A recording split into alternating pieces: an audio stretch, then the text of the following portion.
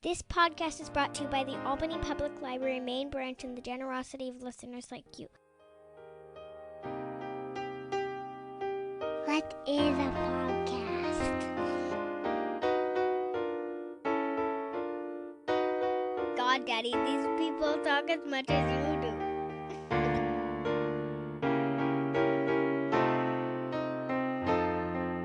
Razib Khan's unsupervised learning. So, I'm here with Jon Stokes. I often say this is a very special podcast, but this is very special in a lot of ways.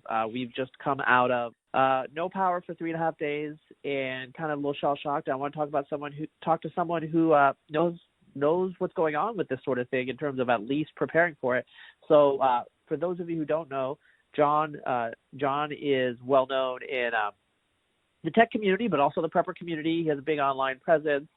You can find him at jonstokes.com, and his Twitter, which is how I follow him, is Jon Stokes, but the Stokes has a 0 in it, just so you guys know.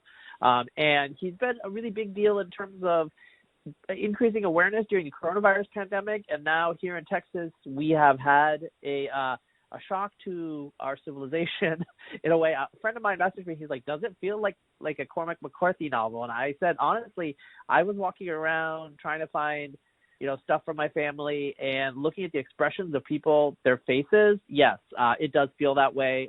There's kind of a dread and a darkness to the features right now. And I want to talk to Jon about, how we prepare and moving forward. So, Jon, could you introduce yourself? Yeah, I am a contributing editor at The Prepared, was up until very recently deputy editor at the site. And I have been a professional prepper via The Prepared as an editor and a writer there for about the past 2.5 years. I got my start in prepping really as an adult in 2008. I grew up on the Louisiana Gulf Coast, and so I grew up in hurricane country and was a Boy Scout and was always prepared to some degree or another, and I know what it is to evacuate and flee a hurricane. I've done that a couple times. So yeah, I've been some flavor of prepper all my life, but have really been into it via The Prepared for the past 2.5 years. And we do professional reviews. We try to be scientific about things. Like we don't just recommend a brand of paracord.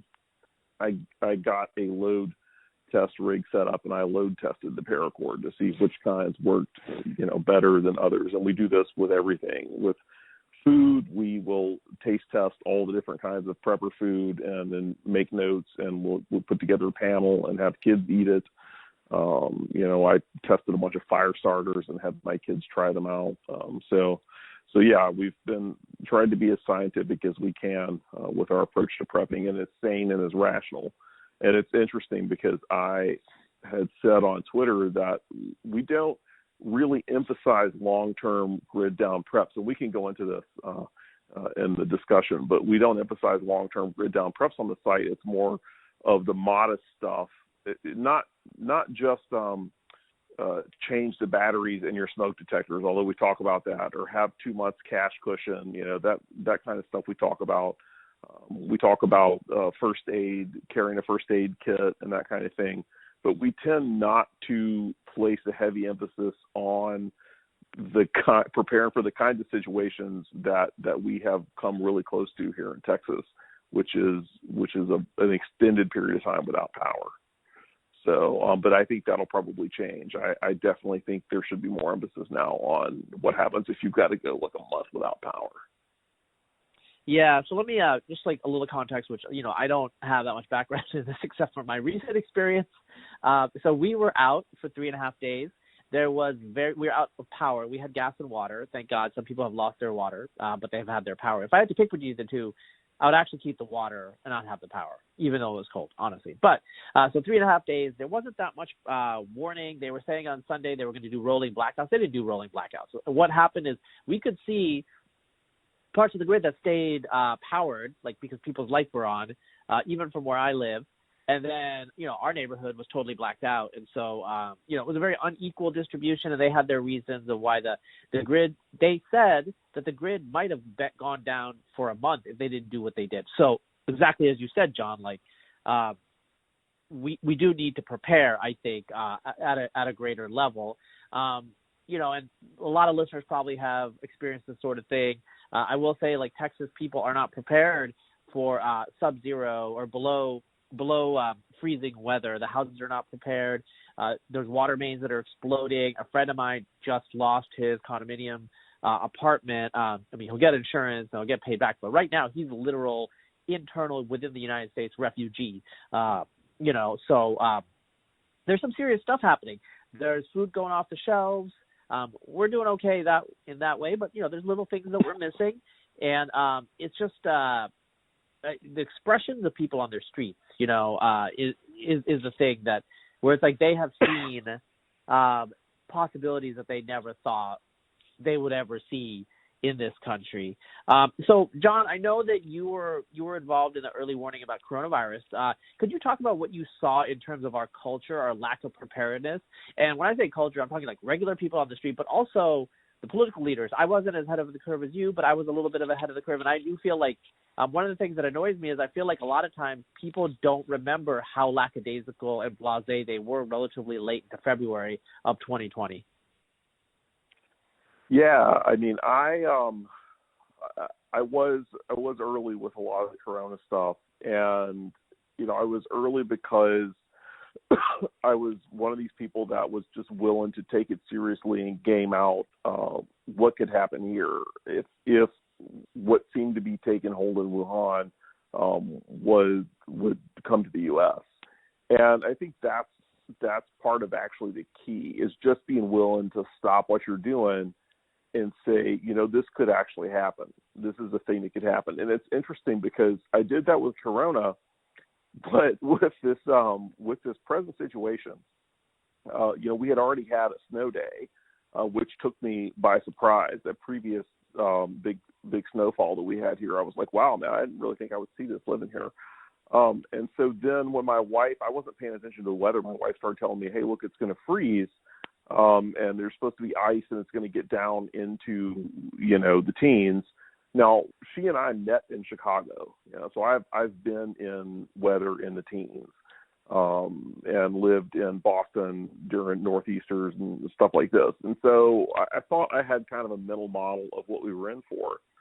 And I personally was caught much more by surprise by this weather event than I was by Corona. Corona, I had been keeping track. We had a correspondent in China, in Beijing, for the Prepared, and who was feeding us intel. One of my writers is a principal data scientist at a big pharma company and develops life-saving drugs for a living. And so he is a math bioinformatics guy, and he had been running numbers.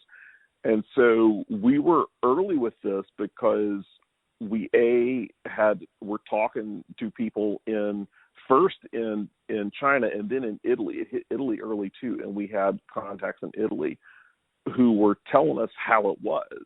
And so then we just kind of modeled, okay, well, what if we get this here?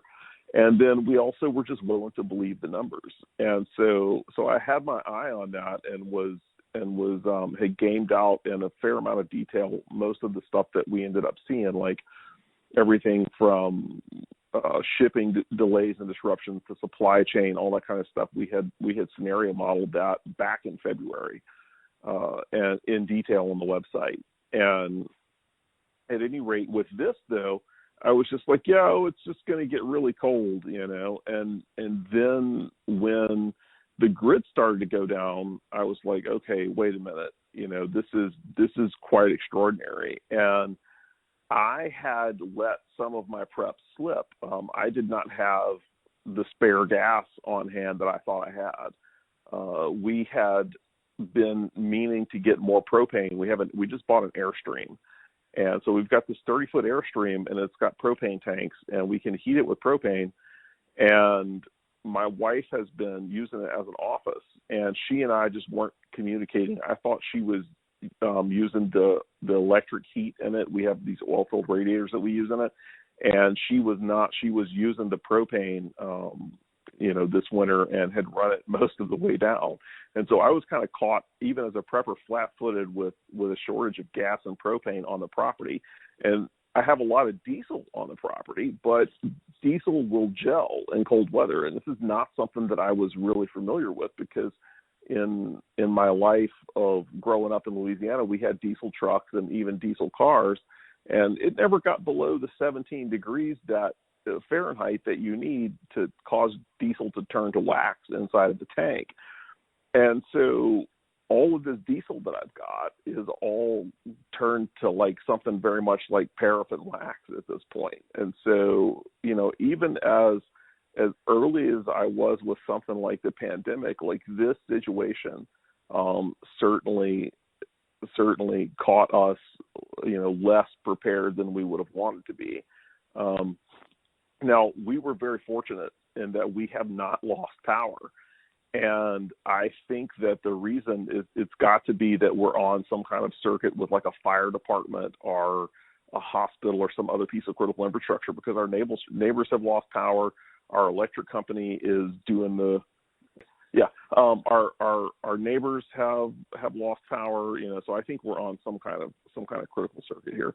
But at any rate, we did lose water because the water froze, the pipes froze, and we tried to keep a trickle going, but it just got so cold.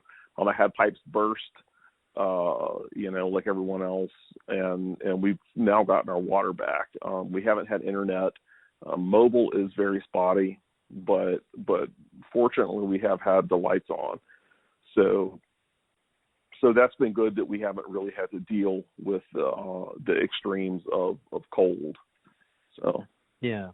Let me give some context to the listeners who are not in the Lone Star State, not in Texas.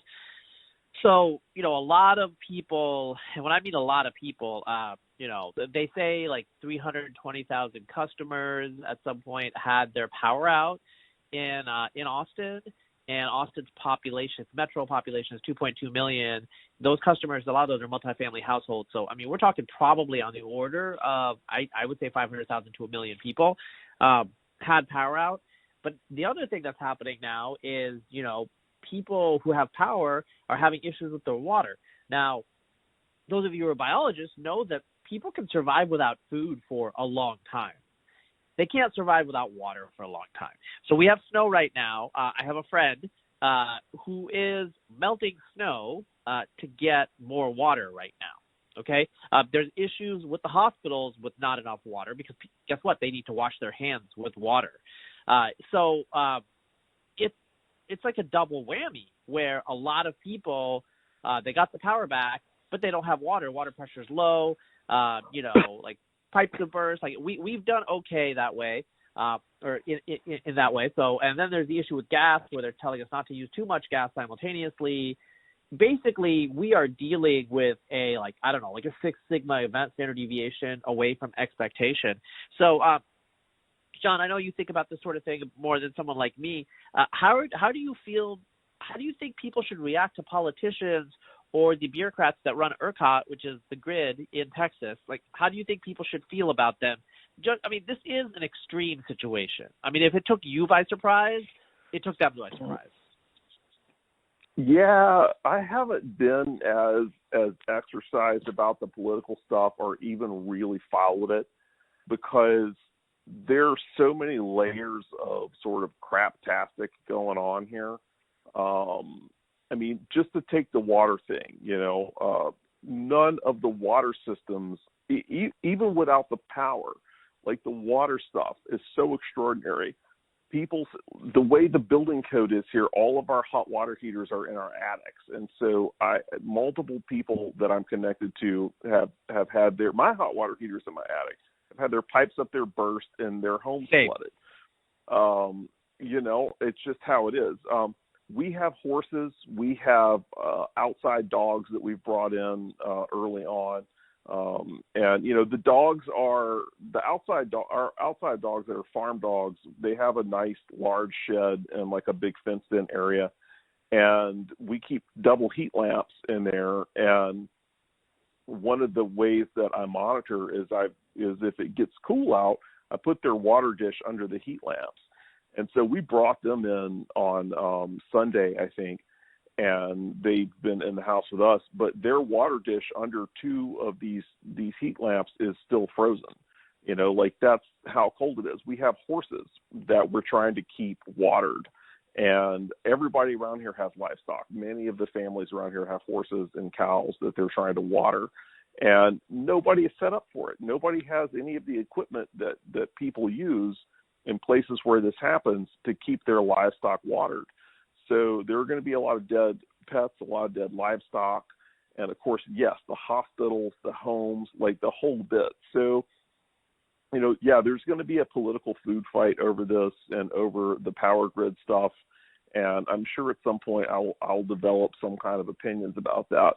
But right now, this is just so weird and so far, beyond anything that like I frankly expected to prepare for here. A lot of my own prepping and my mental modeling has not included this in the space of possibilities. I have not included multiple days of snow and frozen ice on top of the snow and gelled diesel fuel and being in the teens and in the single digits for a sustained period of time. I have not had that in my prepping modeling that I do for when I think about what am I likely to face and how am I going to cope. It just hasn't been a part of my mental picture because this just doesn't happen here.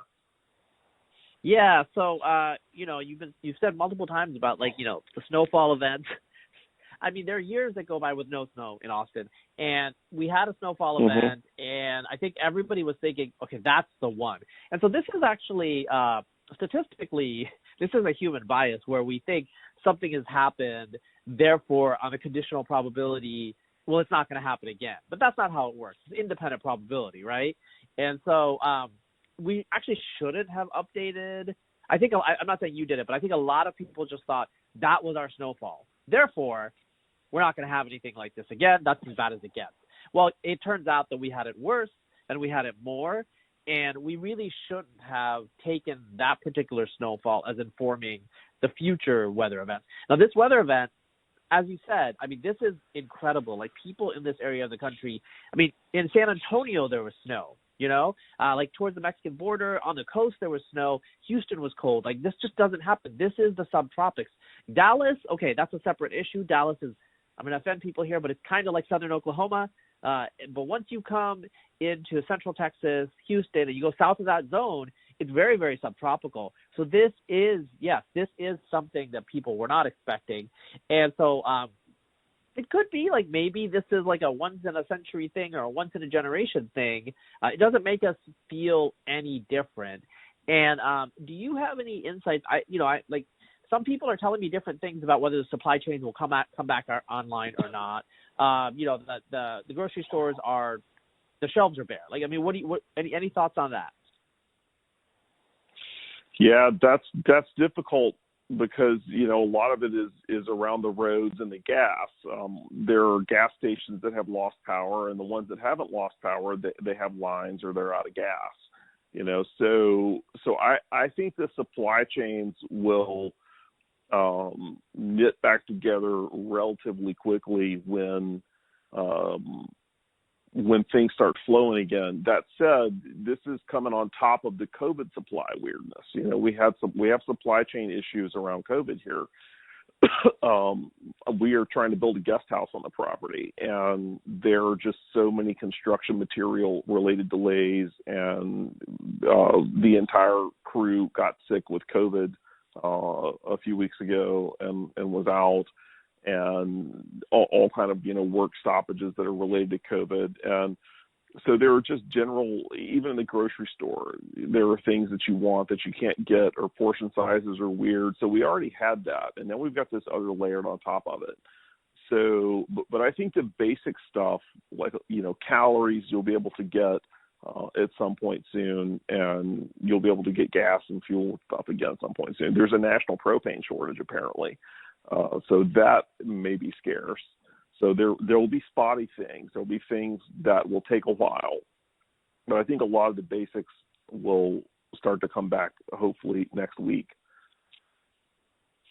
Okay, I mean that's good to know. I mean, how is this going to update you in the future? Because we can't keep preparing for the last catastrophe, but are are you going to prepare a little differently going forward?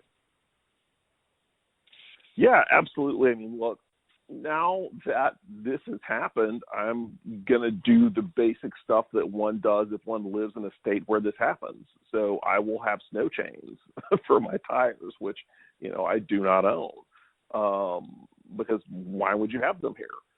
I will have an engine block warmer for my diesel truck. I will have diesel additives that I can add in so that the tank doesn't gel. I will keep a lot of spare propane. And this is just one of those things where I was in Tractor Supply a couple of times this past month, and I saw the propane, and I thought, man, I should grab a couple of those, and I just didn't.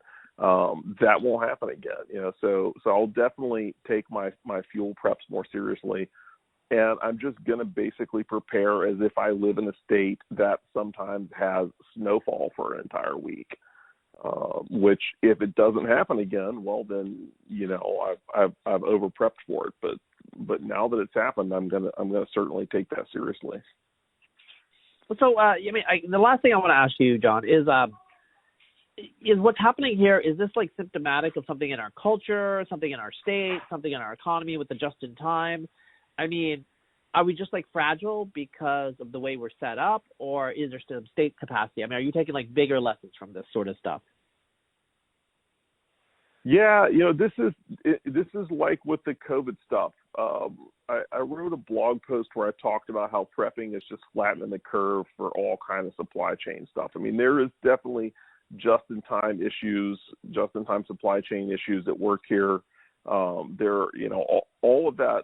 All of the normal prepping stuff that people should take seriously, like we certainly are well stocked on food here, and again, that's because of the just-in-time inventory thing. Lots of batteries and solar, and a lot of these kinds of things, and so I think the bigger picture is, once again, people they realize how quickly and suddenly things can get scarce. Things that you need can get scarce. A lot of stuff like water, like we've talked about water a couple times now, and water is the very first thing that we tell people to prep. And we tell people, look, don't just buy a life straw or a water filter and think that you're okay. You may not be able to find water. Store actual jugs of water. You need gallons of water. And people don't take that seriously. But, if you don't have gallons of water right now, everything is frozen. Like, what are you going to do? People have filled up a bathtub. We actually tell people, look, don't rely on the bathtub trick, man. Don't rely on the bathtub trick. Have like actual water in proper containers.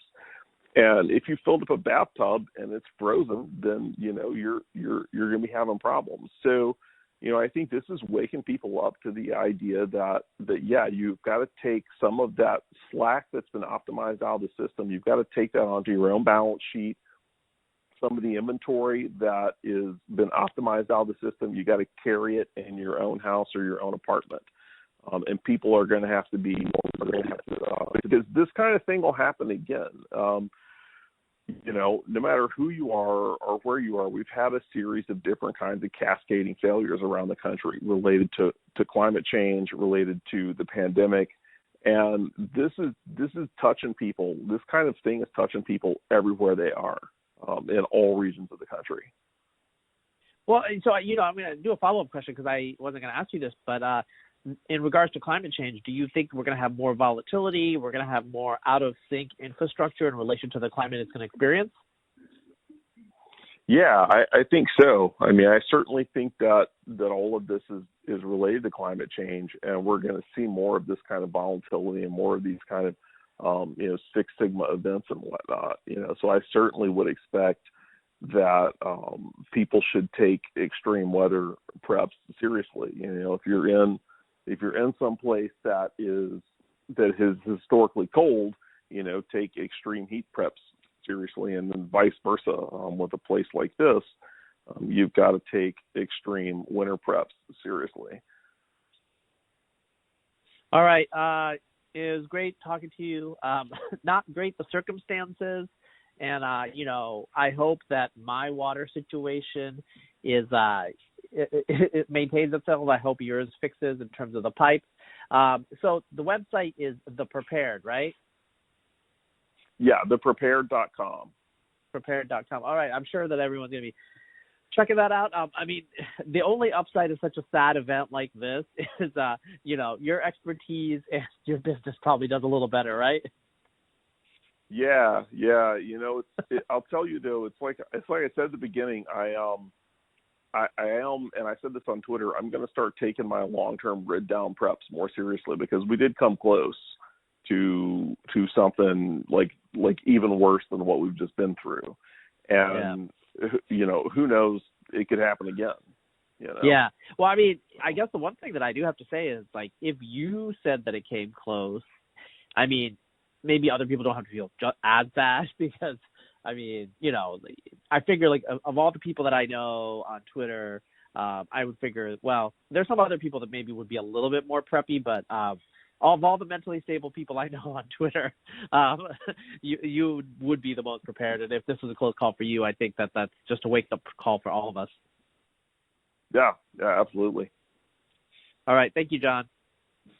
Thank you. Hey, everybody. So now I am going to be talking to my friend, Gareth Highnam, who is a friend and also a sometimes coworker. We've worked together at multiple different places, so I know Gareth really well, and he's been through a lot. Gareth, can you introduce yourself and tell people what you have experienced? Yeah, my name is Gareth Highnam. I'm a geneticist, and I live in the downtown area of Austin, and probably one of the only downtown buildings that did not have power. And so we went through the first night fine, powerless, just like the rest of Austin. And the second day, a pipe burst, but not the residential pipes, actually. I guess people were doing their due diligence and dripping their taps correctly. But actually the fire sprinklers themselves froze and burst 2 units above mine and destroyed basically every single unit in the column, like totally unlivable, like the walls are peeling off, the floor exploded. And so naturally, being powerless and waterless there with everything destroyed, I evacuated to a friend's place, and it was going smoothly until literally the exact same thing happened to them. And these are not like wait. So flip shot. The sprinkler. Yeah, the sprinklers were bursting. Yes, the fire department sprinklers that are always filled with water just in case there's a fire, And I mean, people should know you're not a economically marginal person. Like, you live in some nice complexes here. Yeah, that's what I'm saying. Like, the 2 buildings that I had to evacuate because of this, like, these are not like slipshod buildings. Like, these are like high rises downtown. Like, these are ostensibly good buildings, Yeah, they're part of the skyline. Yeah. And so now I'm in the third place up at Round Rock, and it's fine. But yeah, trail of destruction, 2 places, 2 burst sprinklers totaled. Wait, so you're a refugee? I'm literally a winter refugee. Yes. Because you're going to be living there, and I think I know whose place you're staying at, but we don't need to, we can leave them anonymous. I think I know whose place you're staying at, but I mean, you're going to be staying there indefinitely. Like, what's your? I mean, can I ask? Like, I mean, what's your contingencies here? I'm not sure. I talked to my original landlord for the first place, and they said, "Oh, we're not concerned with figuring out rent right now, although they will be, I'm sure, in like a week. They just want to make sure I'm safe and in a warm place," which I guess is nice. But this seems like completely uncharted territory for them in terms of like the logistics of whether I'm still paying rent or even staying in this apartment going forward. On a unit you can't live in. Exactly, yes. Like, so we're probably going to find some things out here. Yeah, I mean, how much did you lose there, man? Well, I have renter's insurance for about $15,000, and I'm probably going to come close to that amount just on the computer equipment and the bed and like some of the furniture. It's all destroyed, completely waterlogged. Pretty much the only thing I managed to get out was my laptop and a few batteries. Well, I mean, that's important. I mean, like knowing your work life, our work life, having stuff in the cloud, like that's really helped. I mean, so you're from DC, And Mm-hmm. so, you lived all over the place, but you lived in Texas for a while now. We've lived in Texas for a while. We kind of moved at around the same time, I think, to the state. What's your general reaction to the way people reacted, the cold snap, like everything? Like, it kind of felt I have surreal. to say, yeah, I know it's cliche to like hate on like to say like, oh, Texans can't drive in snow and all that, but I mean, when you step back and look at it from coming from a cold place, you're like, oh, 18 degrees Fahrenheit, like that's not that bad. Like, of course we'll be fine, right? But that's not the case, and really it wasn't the fault of like any person's behavior, but like the actual like infrastructure itself failed. And I think that's like the story that's been going around. Texas's own power grid. There's many angles that have been taken on it. Yeah, so I mean, you don't really blame anyone. You're just like, this was an act of nature, an act of God, and you're just trying to pick up the pieces here. Yeah, pretty much. I mean, maybe I'll be spiteful once I've settled down again, but for now it's a pretty hectic run around. And where are your friends staying? The place you were staying at? Like, so what was the sequence? Oh, like? we I went to their place busted, then we did this little like exodus to our other places. So diaspora, I guess. Man, and like, how are things at Round Rock? Was Round Rock affected very much? Oh yeah, Round Rock and Pflugerville, I'm like right on the border between them, and they both seem pretty good. HEB stocked, water, power. It's pretty nice out here. Wait, did you just say the HEB in Round Rock is stocked? I did. There's two of them, and they're both good. All right, listeners, get in your cars once the roads melt and drive up to Round Rock and empty those HEBs, because we need stocked HEBs here in Austin. It's been crazy. So that's one of the things that I will say. It's just like this sense of like supply chain uncertainty. So it's like life is normal there. Life is normal in Round Rock. The roads up here are far worse. Like, you're not going to be getting anywhere with a two-wheeler probably. But life is pretty normal now. I mean, power's all on. People are going out about their day as normal, just at home. Yeah, I mean, I wouldn't say it's too extremely different here. Probably like the most frustrating thing about this whole thing is that, I mean, like we work remotely with a lot of people, and those people are just like, it's like nothing's changed for them. This is a very like localized disaster that we are like compensating for. Yeah, so it's like the way I feel is like I went offline and the world kind of froze for 3.5 days for me. I didn't really care about I canceled so many meetings and my schedule, and I'm so behind, but like I was just focused on not freezing, and I was paranoid and stressed out about the water situation. So the water mains are exploding here and people are running out of water, low water pressure. And so that's scary. We didn't have that happen, but like literally every day. And still now I think about the water. So it's been a little disjointed. I hope by the weekend we'll come back and converge back to reality. Yeah, being worried about the water is good, let me tell you. And I mean, because both times it was fire sprinklers that burst, I think that, dripping the faucet actually works really well in preventing the burst. It was the things that we couldn't drip that exploded.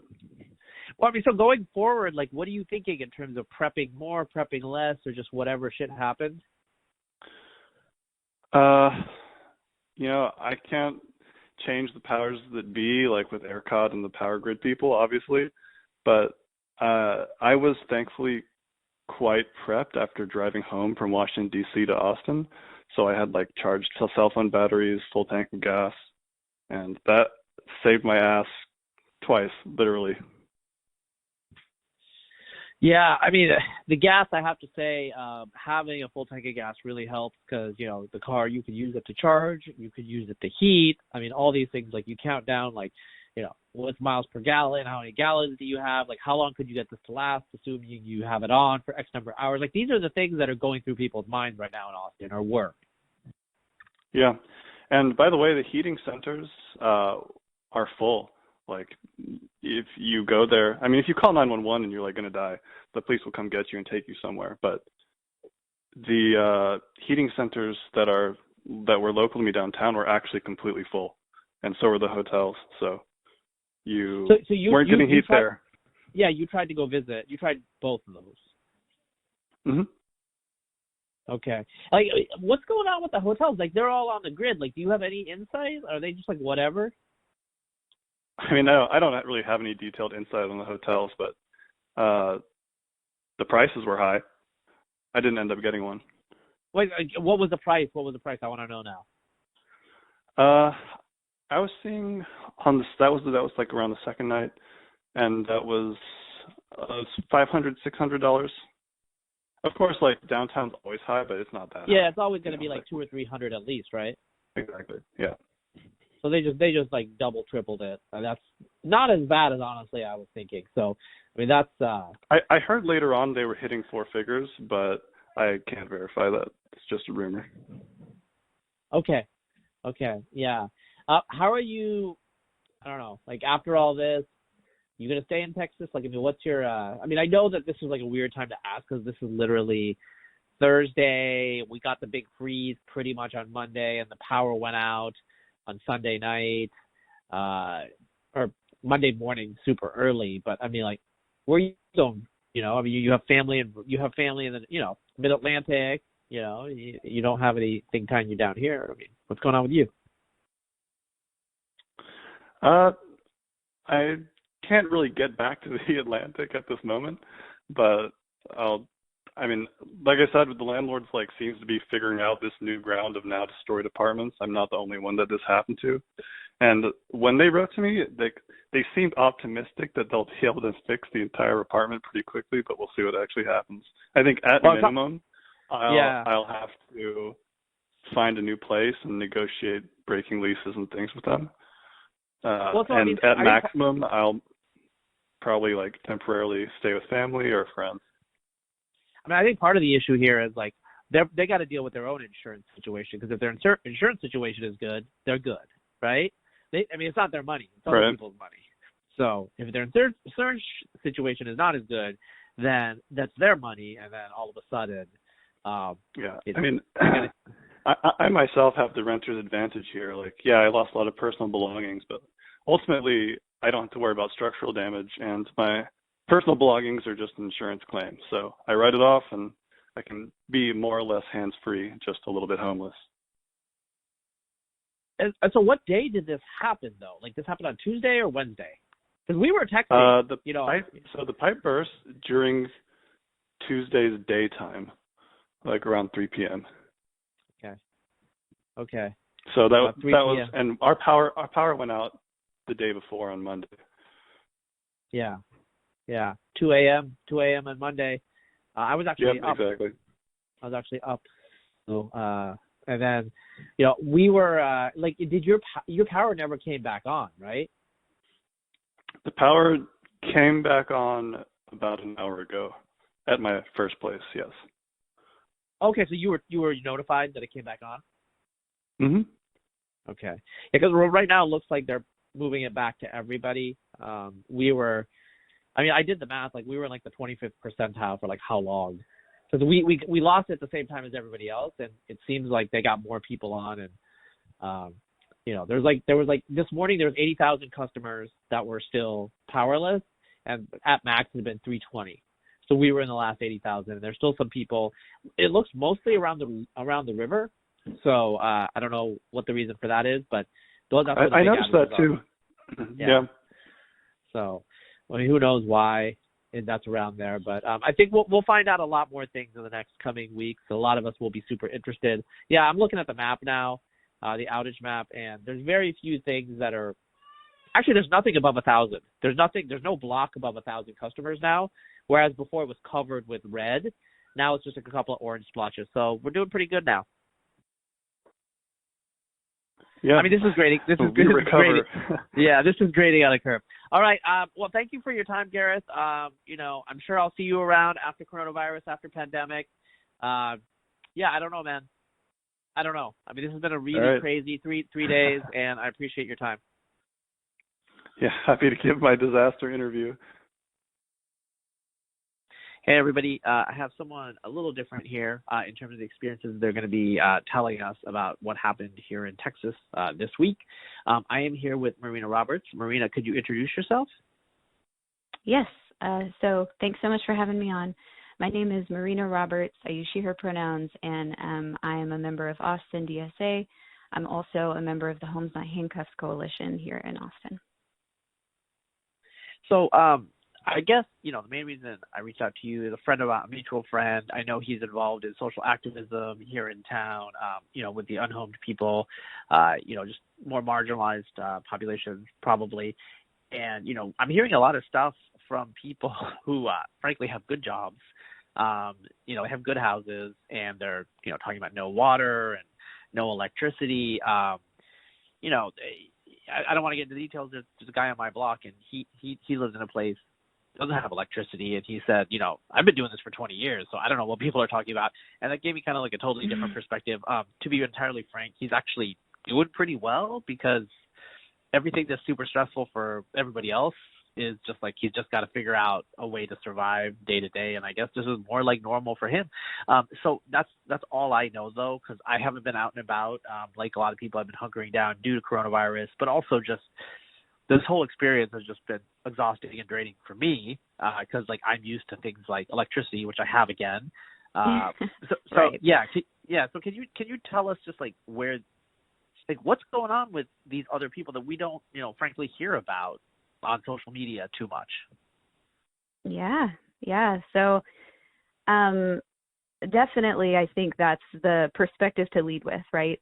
That for many of us, we are used to having gas and water and warmth all the time, and electricity all the time. But for our unhoused neighbors, that's something that they're already accustomed to living without.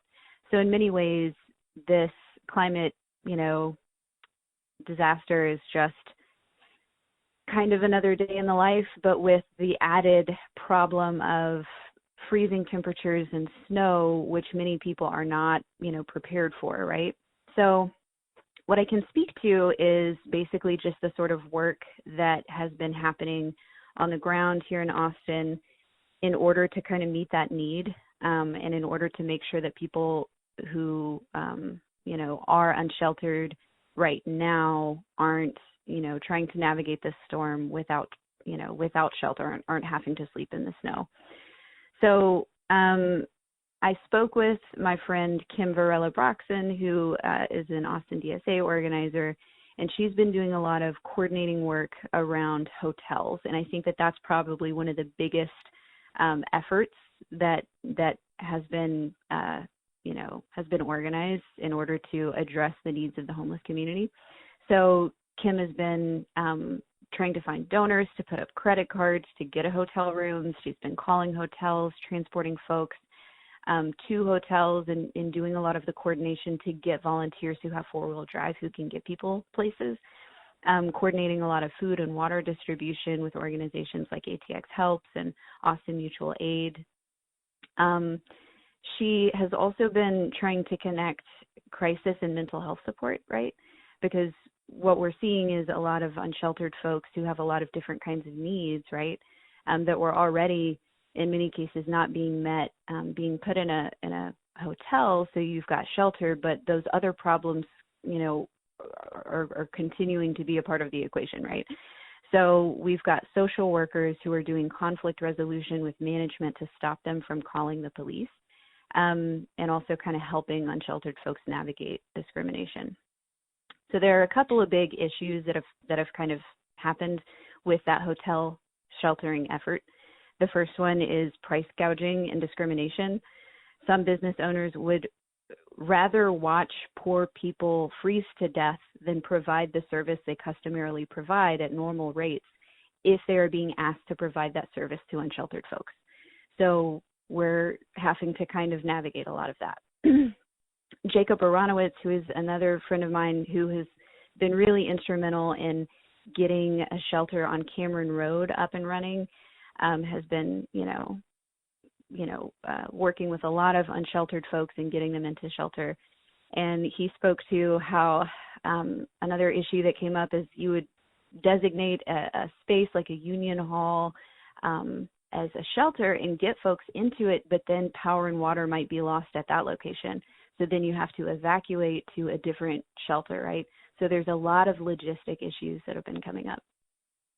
The third big issue is that, in many cases, these mutual aid organizations like Austin Mutual Aid, Stop the Sweeps, or Street Forum would get people into hotels and shelter, but then, only for one day or only for 2 days, right? Because people didn't start off with the money that started coming in after the disaster became, national news. And so now they've got a little bit more money and they're trying to extend the stays of these people in their hotel rooms, but a lot of the rooms have already been kind of booked, right? So the reservations couldn't be extended because house folks who lost power and just want a warm place to stay are booking hotel rooms. And so the hotels are, trying to boot out the unsheltered people in order to get sheltered people in who want to have a hot shower or stay somewhere that has heating that works, right? So that's been kind of a big thing. Yeah. So I do have a question about the hotels because I don't know anything about this. I have a neighbor who, let's just say, judging by the vehicles and the food delivery, is someone with a lot of discretionary income. And, they swung by and asked if we were okay, and they just said they're going to a hotel. And I was like, okay. So, I heard rumors, but I've been focusing on my own stuff like a lot of people, honestly. And then I heard from a friend of mine who lost his condo due to a sprinkler explosion issue. He tried to get a hotel, and they were doing 3 to 4 times regular rates, from what I could tell. Do you know about the regulations, like what's going on here? Because they have their hotels because they're on the grid near a hospital or a fire station. I mean, it's not like they paid extra. I'm just curious. We all understand what the ethical issues here are, but what are the legal issues? Do you know? What do you guys have to deal with? I wish that I could speak with a little bit more relevant background on the legal issues at play. My understanding is that price gouging in an emergency is illegal. That's a crime. It's a defined crime. But I had a friend who reported there was a Ramada in, I think, somewhere in South Austin that was, price gouging. And so she reported it to Ken Paxton's office, and she got a letter back from Ken Paxton's office that was kind of confusing. I can forward it to you. But it was something like, he just defined price gouging and said that there hadn't been an emergency declaration, and so those rules didn't apply. And we were very confused because the emergency declaration had certainly been in place both whenever she sent that email and whenever she got the response. So, obviously we are kind of just as confused as everybody else is about what rules do and do not apply and how they are supposed to work, because it seems to me that something illegal is going on with these hotels, but unfortunately I don't know exactly what rule is being violated or any of that. So I have a question. Earlier in the week, most of the week, we had the electricity issue. Now we got the water issue. How does that work with the type of community that you're trying to help out? Be safe and be well. I mean, do they? I mean, honestly, so I have an external water, and I know some people use it, and I'm okay with that. I still have water going on, so I'm fine. But it looks like 2/3 of Austin doesn't have water. People within the houses that have bottled water or have filled up their tubs are freaking out. I mean, what's going on with people without houses who don't have a tub, who probably don't have bottled water? I mean, there's a variety of different kind of coping mechanisms and responses here. This is a huge part of the reason why getting people into hotels has been so crucial, because if you are on the street, all the things that you and me might be able to resort to in order to hydrate ourselves, if you don't have electricity but you have water, then maybe you can boil it on a gas stove, or maybe you can get yourself to an H-E-B and then pick up some, water pallets or something. If you're on the street, then you're in a very different situation. So things that people have been doing, like melting snow and boiling that, if you don't have a way to boil it, then, obviously you're in much more dire straits than even house folks are. So I know that a lot of folks at camps bought propane and have really been depending on propane tanks to heat water and to, heat food and to heat their tents in the places where they live. But I would really just say that, if you are able to contribute to a mutual aid organization or donate water to a nearby shelter, that is very badly needed, right? If you live in a house and if you have access to running water and a way to boil it, then I would really encourage you to drink that if you can. And if you get your hands on any bottled water or any water in a can, to donate that to these shelters. Donate it to a camp. If you see a camp, drop it off, because it's been really, really difficult. That's been a really hard problem to navigate. Well, so talking to people who are unhoused. I'll be entirely frank. I think a lot of middle class Austonians have been just having a freak out this whole week. Mm-hmm. How have they been reacting? Because, honestly, the one person who I know who doesn't have conventional living situations seemed pretty chill and kind of be stuff happens. I'm just going to have to figure it out. Yeah. So I spoke with my friend Courtney Sigitvari, who is also a member of Austin DSA and has been doing a lot of social work. She is a social worker professionally, and so she's been working her job and then getting off work and then going to hotels and doing that conflict resolution work that I mentioned, sometimes until after midnight. So she's running on not a whole lot of sleep, and helping folks who are in, a really dire situation day to day. But she kind of spoke to the fact that for many of the unsheltered community who have gotten into hotels, this storm is actually kind of a respite from the brutality of what they normally have to endure, right? And so for many people, getting into a hotel is just kind of a space where they can process some of the trauma that they've been going through, and engage in whatever coping mechanisms they have, and that's complicated because in many cases you've got kind of substance use issues that right now people who were using substances in order to cope with the brutality of life on the street might not be able to access that. And so they're going through withdrawal on top of going through a weather, a climate crisis. I think, honestly, one of the things that I wanted to speak to, because I know that there are a lot of questions surrounding this. So there has been this hotel-ish, effort, right? And the city has opened cold weather shelters, and there are places for people to go so that they didn't have to go through the storm, in a tent. But there were many people who didn't take those opportunities, right? And so I think that anytime you're talking about the unsheltered community, you have to kind of understand the amount of trauma that is present there. And so many people, just kind of know how to survive outside, right? They've got their tent, they've got their sleeping bag, they've already lived through brutal winters before. And so they are not, they're not really eager to go into maybe a big indoor crowded shelter where their autonomy is going to be infringed on, right? Or where they are not going to get the support that they might need.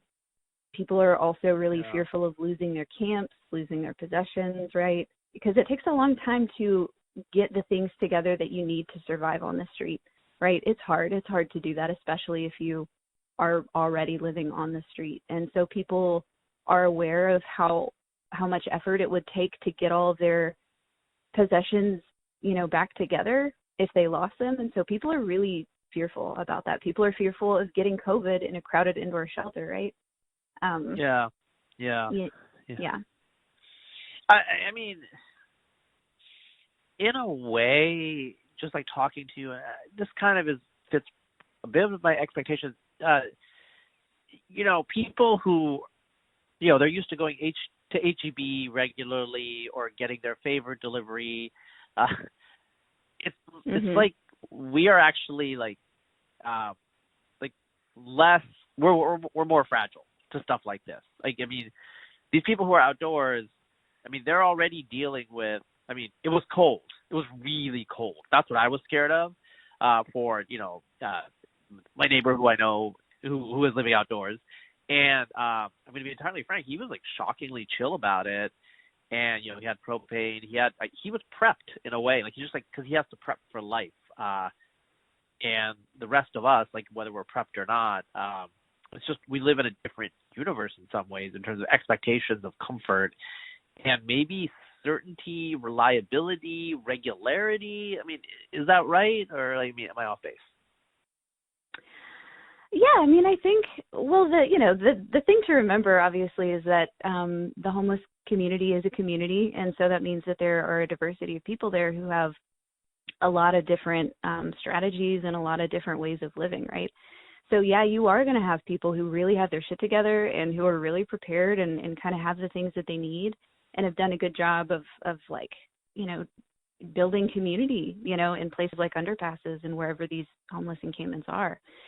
But obviously you're also going to have people who are just struggling a little bit more and trying to navigate different problems, right? So one of the things that Courtney spoke to was that people who are, who usually have medications that they take, right? Medications that help them deal with trying to get off the substances that they had, been struggling with addiction to, or people who take medications to help them with mental health issues. In this crisis, they might not have access to those medications, right? So in many cases, you've got folks who are in shelters or in hotels who are experiencing mental health crisis or other crisis and might engage in behavior that's like alarming to management, right? So somebody who is yelling or somebody who is hallucinating. And that is vulnerability, right? Like that's not an indicator that that person is about to be violent necessarily. That's usually an indicator that that person is really vulnerable and needs help. So it's just been difficult because, some people are prepared. Some people are just kind of a lot less sensitive to, changes like this because it doesn't really change the game for them whether or not buildings have, water or electricity if they're unsheltered anyway. But there are other people who I think are really going through it right now, right? So it really does depend on the specific individual or family that you're talking about, I think. Yeah. Well, so I'm going to close out with a couple of questions, I guess, or the primary question. We're having the water crisis right now. The power is mostly back. It's going to get warmer. I think a lot of us who are in homes are hoping. I mean, I still have water. Hopefully, the water will come back. But that this is going to be the end of the current crisis. But for the population that you're talking about, are they going to have challenges in the coming weeks? I mean, there's going to be all sorts of issues. Like there's some people who, their houses are not livable right now for various reasons, so they're going to be in the shelters maybe. Some resources are going to be stretched that maybe, are needed by other people normally. Is this going to have like a knock-on effect weeks, maybe even months for some communities? Yeah, I think so. I spoke with my friend Peter, who is an organizer with Stop the Sweeps, and he kind of spoke to the fact, just the reality that, there will be lingering trauma from this crisis for our unhoused neighbors. We're going to be finding bodies of people who were left outside or who didn't have tents or sleeping bags because they were taken by sweeps crews. So we are going to have to kind of mourn those losses as we continue to struggle, right? And so, the impact that this is going to have on the resources that are kind of directed at unhoused people, That's an interesting question because, like, we already had a homeless community in Austin that was growing because of COVID, because of financial instability, because the rent is going up at a higher rate in Austin than any other city in the U.S. And because we live in a state that has precious few protections for workers or for tenants, and so it's very easy for somebody to wind up on the street. And so those resources were already getting stretched then, and I think that this is a mass scale crisis that is going to continue to stretch them. Yeah, so, I can definitely. Oh, go ahead. No, I was just going to say, I do want to say for listeners, which is going to be most of the people listening to this podcast that are not in Austin, Texas. It's a warm city. There is a large population that does live outdoors, and they're very visible and they're very numerous. This is not. I mean, it's a marginal community insofar as, like, when you define, like, people like the center of public life normally, but in terms of numbers, there's a lot of people we're talking about here. This is not a minor issue. Yes, definitely. And so I can, if folks are interested in supporting, I can definitely recommend some ways to help. If you are not in the city and you're just kind of looking at what's going on and you want to do something, I would direct you to Austin Mutual Aid, which is probably our biggest mutual aid organization. So you can Venmo them money, I believe, at Austin Mutual Aid or at Austin Mutual Aid Hotels if you want to specifically help that hotel effort. Stop the Sweeps is another group. They're on social media, and they're kind of trying to use social media to, keep up political pressure on electeds. So if somebody wants to use social media to kind of learn more about the political side of this, I would direct you there. So, if you're remote, you can donate, you can call and email reps, you can boost efforts on social media.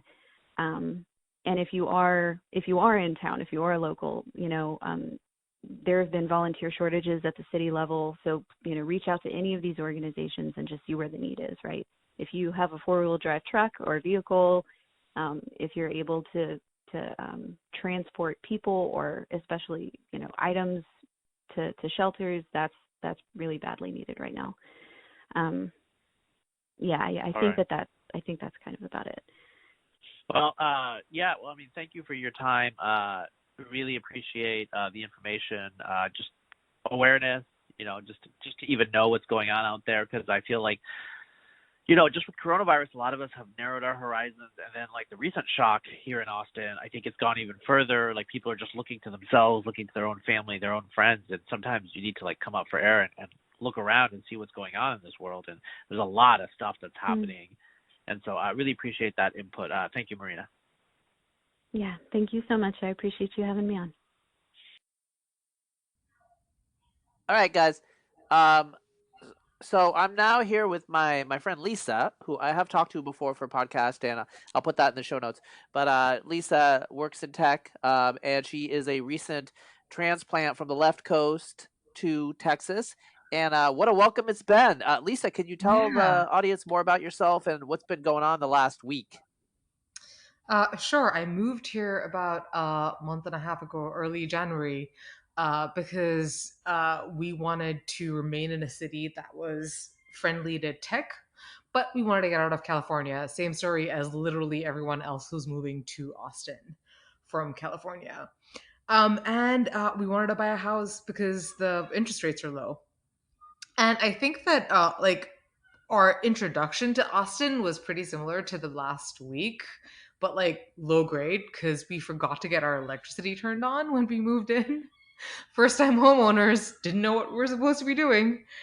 But yes, this last week has been horrific.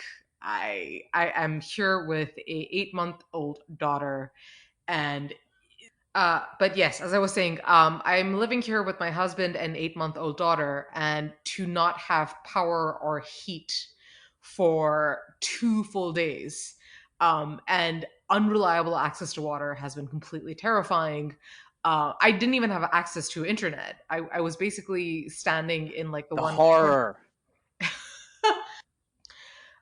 When we finally got power on Tuesday, I was like, okay, I still didn't have internet, but I was texting my friends to be like, can you just text me any news updates? I don't know what's going on. Can you text me and let me know if other people learned that nothing was happening, and then turn my phone back off and go back into the bedroom, which was okay. Wednesday, we finally got internet, which is when I went on Twitter and I was like, okay, let me message every single person I know and check if they're okay. And that's when I messaged you, Razib. Uh, I messaged you. I messaged the Byrne and Pamela Hobart, a few other people that I know from Twitter that I'm on a Slack with. Uh, I knew that Byrne and Pamela didn't have, when I first messaged them, they didn't have power. And I was like, well, we just got power. Do you want to come over? And the roads are horrific. So they were like, no, thank you. We'll stick it out. And they got power pretty quickly after that. Didn't have water. So I was like, okay, at least they're okay. Um, Well, so for context for the listeners out there, the roads here are treacherous, partly because they have no snow plows, and we had snow. It had snowed. It was super icy, and drivers in Austin are not used to being icy. So there were literally like the blocks around us. There were crashes, like things were happening. We saw near misses on our very quiet side street. Like people had no idea what was going on, and they were discombobulated. A lot of people were nervous. They were stressed. It was just everything was up in the air. That's the way that I would describe it. yeah. And nobody has the tires for this either. Like, why would you get ice tires in Texas? Yeah, a lot of people are from California, like you, and so it's not like people from California are prepared either. Yeah. Gosh, I didn't even have I didn't have proper warm clothes. I was like wearing Exactly. a layer of my clothes underneath, try to gain some skills where I can Yeah, survive so off we the have grid to. for a short Yeah, period a of lot of people were doing ad hoc layering because we don't do that here. We don't do yeah. that in Texas because it's not necessary, and I don't have that clothes like that because never had to use it. Can you tell me about like just you talked about all these people. Some people they never lost anything, and then other people lost everything. And I mean, were there any patterns? Like, there's talk right now that people on the east side, east of I-35, were kind of screwed. I know some of it was. So we have there's a neighborhood right next to my neighborhood. Mhm. It's like you can kind of see not from my house, but from other houses in my neighborhood on my street. You could actually see houses that had lights the whole Mhm. way through, and it was because they were connected to a hospital grid. You know, Oh, um, yeah. yeah, so they were fine, and they were literally across the street from like houses that had nothing until this morning. Can you talk about any of your impressionistic sense of that? Reached out to a Twitter mutual when I finally got internet, and he had not actually lost power at all. And he'd been basically hosting whoever he could host in his house. Um, I guess he got lucky. I know people in Dallas who didn't lose power. I was freaked out because I have cousins and friends in Dallas as well. And like, I know things are bad in other parts of Texas, but nobody I've spoken to in Dallas so far have lost power. I think Yeah. Austin and Houston got hit the worst. Yep. Well, so my understanding from talking to people is parts of Dallas have been doing the rolling blackouts that they planned for Austin. But what happened here is they didn't roll. They just blacked some parts of Austin out and left some parts of Austin good. And so it was a very unequitous, there was a lot of lack of equity, as we would say today. Yep. Like I joked on Twitter that some must freeze so that others have heat. I Yeah. mean, I mean, that's how I was feeling because, like, you can see from my place, you can see places like these high rises that have light. I can see that part of the sky. Like, like there's Yeah. zones like 4 blocks away, they have power and they've had power the whole time, and we don't have power. It's just, it kind of leaves you just like confused, and you understand why primitive man believed in capricious gods. Yeah. I And so, think you're the only one that I think I'm going to talk to who, because I'm going to talk to a bunch of different people, but who has an infant. Like, what was that like? Can you just talk about that? Because like that would have been crazy, in my opinion. I was terrified. I didn't have warm clothes for her. I put her in every piece of clothing that I could get on her. She was not happy about that. It was about 50 degrees Fahrenheit in our bedroom, and she was a trooper. Other than diaper changes, she was pretty happy. She was playing. Um, the struggle was getting her to stay under the blanket. She didn't want to do that. She really hates blankets. As you know, infants of this age, you have to like tie the blankets onto them, Yeah. basically. I was basically terrified that she would poop and it would go everywhere, and I would have no way of dealing with it. I'm thanking God that did not happen. Every single poop was just a normal poop that was handled in the normal way and did not require any extra work. I think other parents will relate to this. The first year of your child's life, you're just talking about poop. Yeah. No, I mean, I was focused on certain things, checking text, no, Austin Energy, but that was great. That was totally different. So it's like, we went through this, and it wasn't that bad in hindsight. It could have been worse, you know. So it's kind of like a wake up call. That's how I feel. Like, what do you think? I think that I need to learn a lot more about home ownership, and I need to make sure that I am more of a prepper than I am currently. I think we are kind of semi preppers as it is, which is why we had a lot of stuff that other people might not have. Like we have a ton of food we weren't worried about food, for example. Um, but things like making sure that we have extra energy, like an extra source of energy. We didn't have a generator. Um, yeah, Yeah. I think I'm going to learn a lot more about prepping, and I'm going to try to gain some skills where I can survive off the grid for a short period of time if I need to. Like I had to. Yeah. So is everybody back powered up now? It looks like there's very few people in Austin that don't have power now. Your last tweet Wednesday night was that some people will freeze. You've mentioned this tweet. I woke up in the morning and I've basically been thinking of you all night in an SUV, and I have been like imagining you running out of gas, and I was just like, okay, the first thing I'm going to do when it is appropriate to text is text Razib and see if he's okay. And you were not replying, and I think like I started slowly freaking out like every consecutive half hour that I was not seeing a response from you. Um, Yeah. and I will have to say that I received such a great response on Twitter and from my neighbors in my neighborhood offering Okay. help.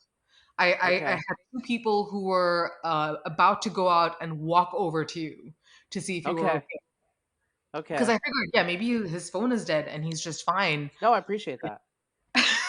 Yeah, no, I appreciate Like, that. oh my god, I don't want to dox Razib, but I want to No, know. it was a weird situation because we were doing okay, but it definitely didn't feel okay, and there's that Yeah. uncertainty. So what I was worried about, and what I'm still worried about as of this recording, is the water. Yep. Okay, so the power, yeah, that was kind of freaky, but we had enough gas that we were going to be good for like another week and a half, and if we were still powered out after a week and a half, we Yeah. probably would have just gotten in the car and drove somewhere else, like Yeah. literally, like go back to the West Coast, just leave the state. But How many states are we gonna leave, man? I don't know. But God. but the water thing, biologically you can't survive more than a couple of days without water, and water makes you sick. You start to think about all these things, and so I think that the key that I'm thinking about is like we need to have a lot of potable water. I think everything else is after that. And I don't think we think about it enough. I didn't think about it enough. I mean, part of the issue is like we are in like a Six Sigma, like six standard deviation unit of what happened. It was like 10 degrees Fahrenheit Yeah. here in Central Texas. What? Yeah. You know? So we were not prepared. We were found wanting as a culture, as an infrastructure, as a state government. So, as we're closing out this conversation, I want to talk to you about like you're new to Texas. What do you think about the state, the politics? Like, have you paid any attention to that? I know you've been busy. I've been busy, but kind of came up for air today, and I'm a little appalled it seems like there were people. I mean, look, like you, we had enough food. That wasn't a real issue. Like we were Yeah. stocked up. We were more worried about the spoilage of the food, and since it was so cold, it didn't seem to have spoiled. But there are people who are gonna have spoiled food, and they don't have money, and this was their food to get to the end of the month. Yeah. I mean, so there's some serious stuff going on in this region of the country right now that we don't have visibility on because let's be frank, we're not those type of people.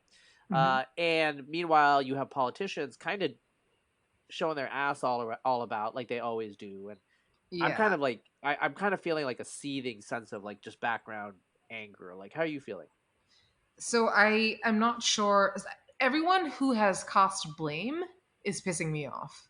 Like, I don't think I have enough information to actually make any sort of judgment on any decision that was made about how the power went out and all that stuff. Like, I literally don't know enough about infrastructure and how it works. Like, it's very easy to cast blame, and it's very easy to say, well, you should have known. Yeah. What happened this last week? I don't know. I don't like. Was it preventable? Maybe. I would hope it was, but maybe it was just not quite as easy to predict as we're sitting here saying. Like, I'm a product designer. I do not know how a windmill works. I do not know what measures they've taken. I do not know what budget constraints they've had. It's too easy to cast blame, and I personally do not do that unless I know what I'm talking about. Yeah. Yeah, that's prudent. I think I'm there with you. I just talked to Jon Stokes earlier, and listeners will have listened to that conversation by the time they get to your segment, Lisa. And he did say even he was kind of caught flat-footed. Uh, like so, it got below 17 degrees, which meant that the diesel on his property started Mhm. freezing. Oh, So this is such an extreme event that you know, maybe it's the new normal in terms of volatility due to climate change. But yeah, like a lot of stuff in Texas is not designed to really freeze, especially south of Dallas. yes. And So our beautiful, large, aesthetic windows that give us the gorgeous views and our open floor plans are not ideal for this temperature. It's, no, no, but yeah. again, So do I yeah. you really design for that one event that happens once every 100 years, or do you design for quality of life the rest of the time?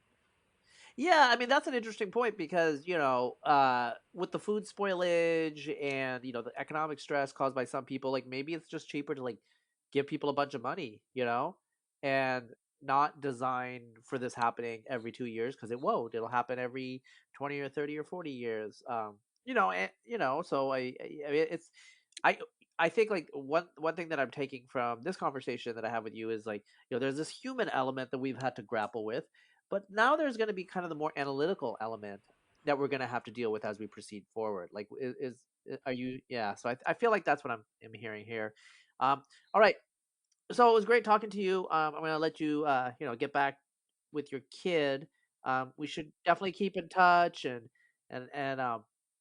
really appreciate your friendship. Really appreciate you reaching out. You people like you Mhm. are the reason the Yeah, society functions, Lisa. So really appreciate that. thank you. And All right. same. Bye bye. All right. Bye bye. Hey everybody. So I am here right now with Josiah Neely of the Urbane Cowboys podcast and other things. He can mention whatever he wants to mention. But I'm also here right now with Maren Hobart, who is a prominent Substacker, far more prominent than I. Uh, not quite at Scott Alexander levels, but he's working on it. He has the diff at Substack, so check that out. And then I'll let them introduce themselves however they want to. First, why don't you go, Josiah, and then Bjorn? Sure. So I think two relevant facts about me. One is that I work for the R Street Institute, which is a think tank working on electricity stuff. And the other is I live in Austin, Texas. I guess we all do. But uh, so I'm at the center of the story right now. I guess you could say. Hey, I am not quite at the center of the story, but I also live in Austin. So I read a newsletter about inflections in finance and technology, and I like to nerd out on topics like this one actually. So I've been writing a fair amount about the blackouts. I did some writing about the economics of blackouts while it was dark and I could see my breath, which was kind of fun. It's rare to be in the story and also writing the story. Well, let's do our bona fides, blackout bona fides. I will go first because I think I am. Well, I don't know. We'll talk about we'll talk about what's worse. Because so here's my story. We lost power 2 a.m. Monday, and basically we got it on Thursday 10:45. We lost power, and that's all we lost. We didn't lose any water. We didn't lose any gas. So it was really cold, and we've been watching our water, but it looks like we don't have any issues with leaks. I don't know, but that was our quote unquote blackout experience. We have enough food, and we have gas in the car, so we could charge phones and my internet. Not my internet, but my cell phone provider. Great service from T-Mobile, Sprint. There is no co-sponsorship, but I'm just going to be putting that out there because I have talked crap about Sprint before. I've been with Sprint since the year 2000. So 20 years, the only cell phone provider I've had, but I have complained about it. But I have to say it's been really good during the blackout. Josiah, what's going on with you? So yeah, we never lost power here, so that was definitely a big plus. We did lose water a couple days ago, so we're relying on bottled water and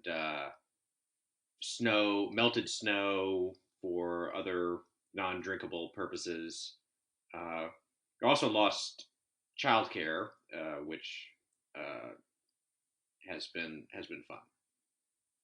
But all things considered, I think we kind of got off relatively easy compared to a lot of other people. Yeah, I'm kind of in the middle there. So we lost power about I think 8 a.m. or so on Monday. It was back for a couple hours and then gone again, and then came back fully on Tuesday afternoon with these occasional kind of playful flickers into a blackout again that would last for a minute or so. So that was really fun.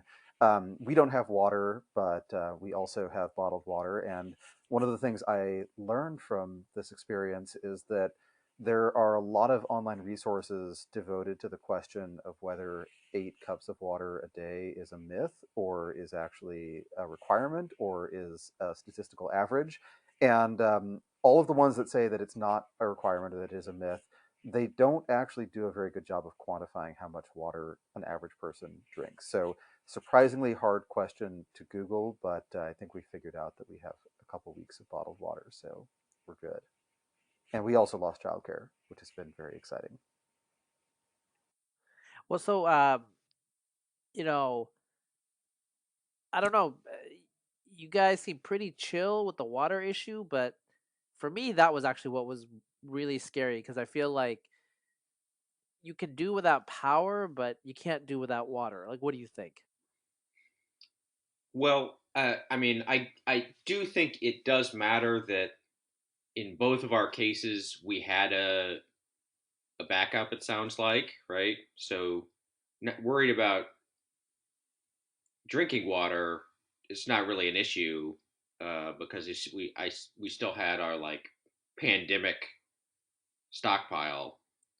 If we did not have that, then things start to get you know pretty dicey pretty fast. Um, Particularly since pretty much all the grocery stores and other things are closed or cleared out. Yeah, I think if you had told me last year that by 2021 I would repeatedly say to myself, I'm really glad COVID happened, I wouldn't have believed you. But it's true, just that we have all this backup stuff. We bought a ton of food and a lot of water, and we didn't dig into our reserves, and now they're very good to have around.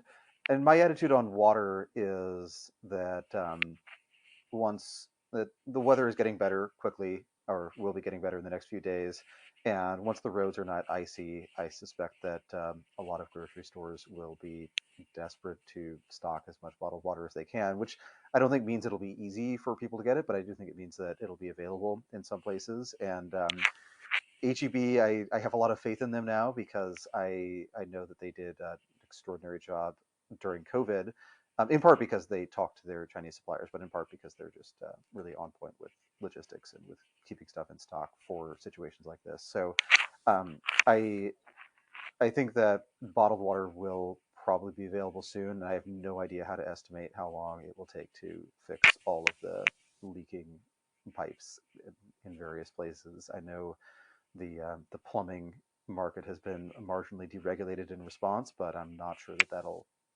be enough to solve the problem quickly. Well, so before we get on, I want to talk about supply chain. So that'll be more your thing, Baron. Josiah, what's going on with ERCOT and I mean, I don't know what's going on with the power here. Texas is a state with a lot of energy resources. What's going on? I honestly haven't kept track of all the details. I don't care. I was cold. I was hoping the power was coming back on. I don't care. But like, so what's going on? So there are still some specifics that are unknown, but I think the basic case is apparent by now. And the reality is, Texas, we're a state that's used to being really hot, and our electric system is optimized for that. And we are not used to things being super cold, and so our system is not optimized for that. So, for example, uh, we use a lot of natural gas for electricity. In the summer, that's fine. In the winter, a lot of natural gas is also being diverted for home heating. And so apparently, a lot of plants were not able to get adequate supplies of natural gas to run their plants. Uh, a lot of plants are also not properly weatherized for really cold weather. The turbine components and sensors are exposed to the elements, and so when things get really cold, they shut down or freeze. And another issue is, in the summer we have all the plants ready to go. In the winter, since it's normally not a peak period for electric demand, a lot of plants do scheduled maintenance. So we had about 10 gigawatts of electric capacity that was offline for scheduled maintenance. And uh, we ended up having about another 20 gigawatts, which ended up offline either because they couldn't get supplies, or there was they froze, or other things. For whatever reason, they're offline, which is like a third of the total for Texas. So when you lose a third of your electric generation, and you have like really high usage because everybody needs to heat their home, uh, you end up with blackouts. And so, like, why were the so why were the rolling blackouts? Why did that not happen? Like, I read what they said online. It didn't, like, I don't know the science of it. Like what was going on? Why did they have? Because, like, some people like me, we lost power for, I mean, 3.5 days. You never lost power, Josiah. I don't know why, but I mean, I know why. Like, there's a neighborhood close to mine where they didn't lose power because they're on the Davidson. They're on the hospital um, medical system grid. Like, I mean, what are we gonna get a post-mortem where we talk about why some neighborhoods lost and some neighborhoods didn't? And then I felt like, okay, we were just kind of left out of the loop. Those of us that were like, and like we did okay, but there's some people that this caused serious issues for. Yeah, so this was definitely a big problem in Austin.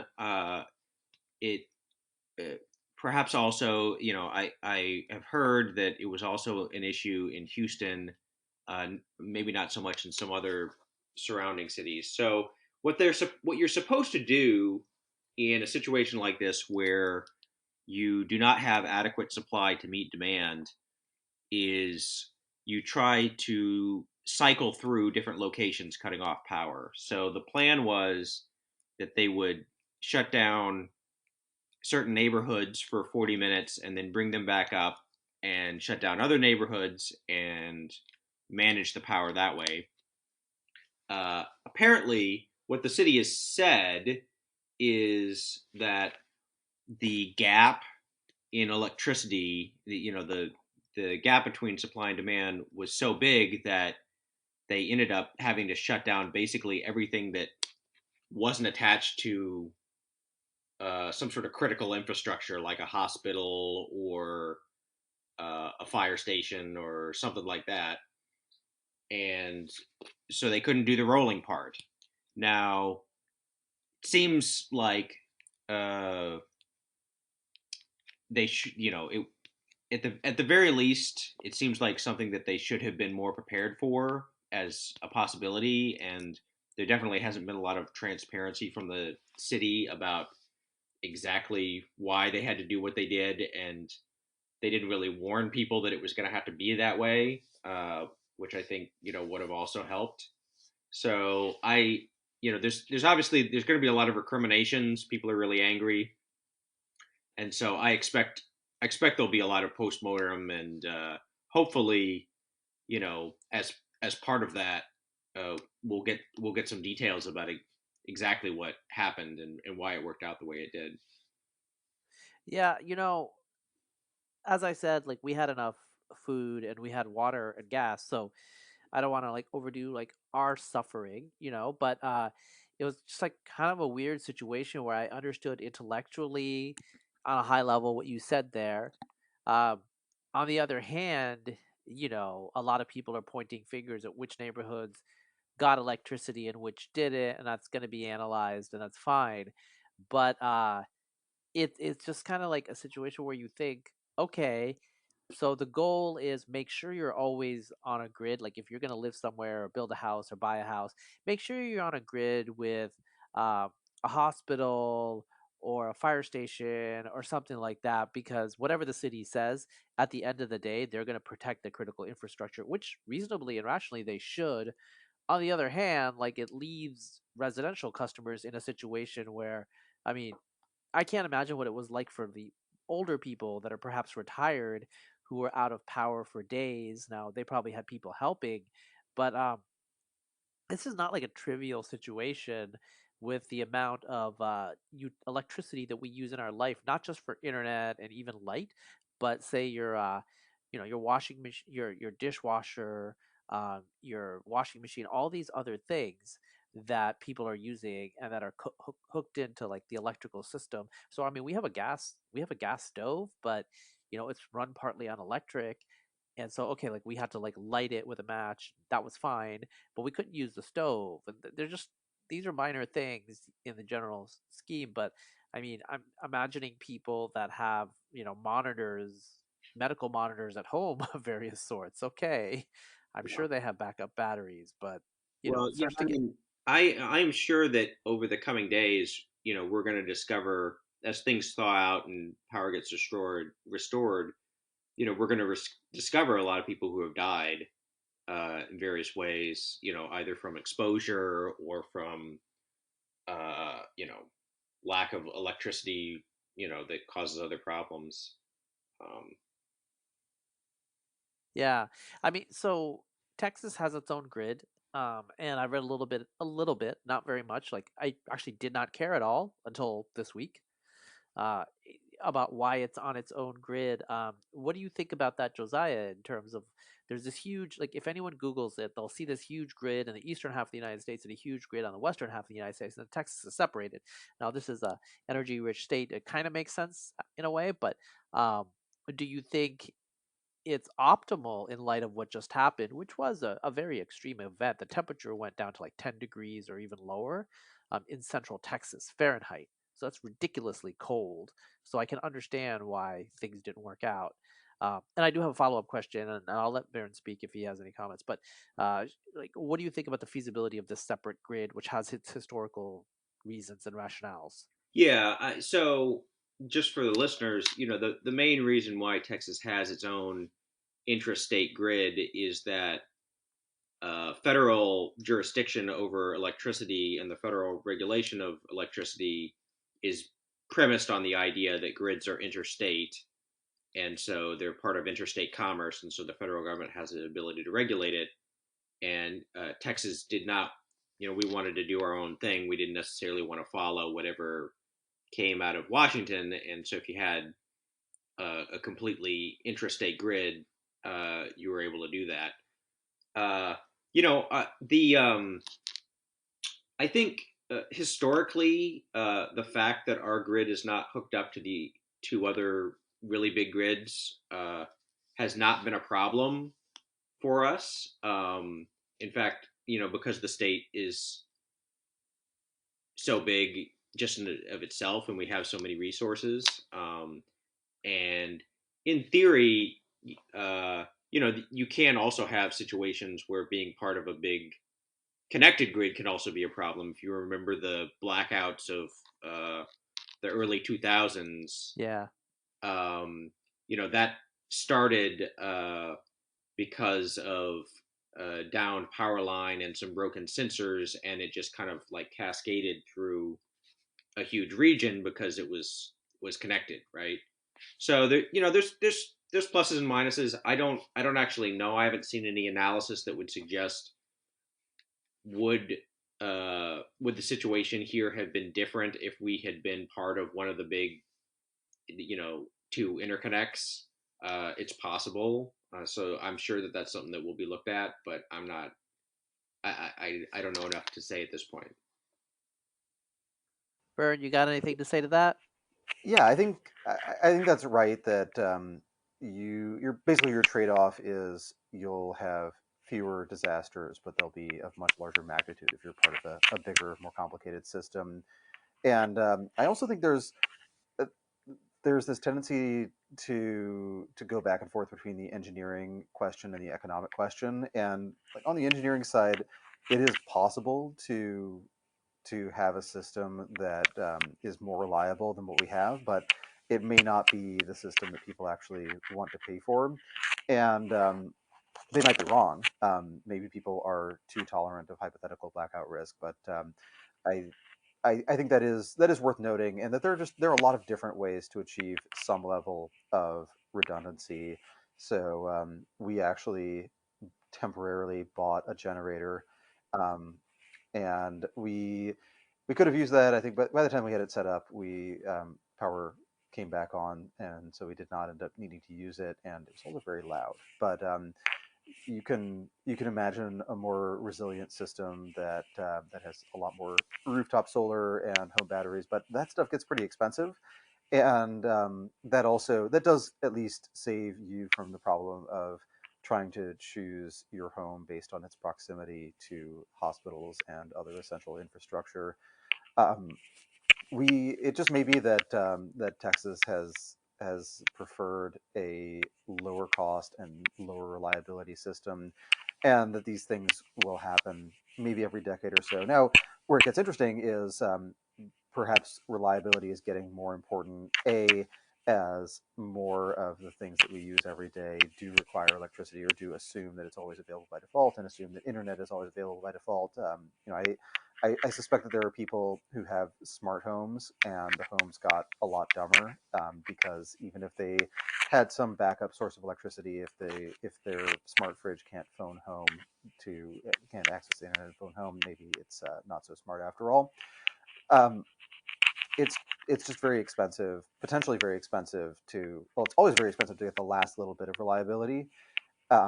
You can see that in things like military procurement or the space program, where getting from 99.9% to 99.999% is really, really expensive, and you have to really, really care about having exactly one copy of something that will never break to actually justify that.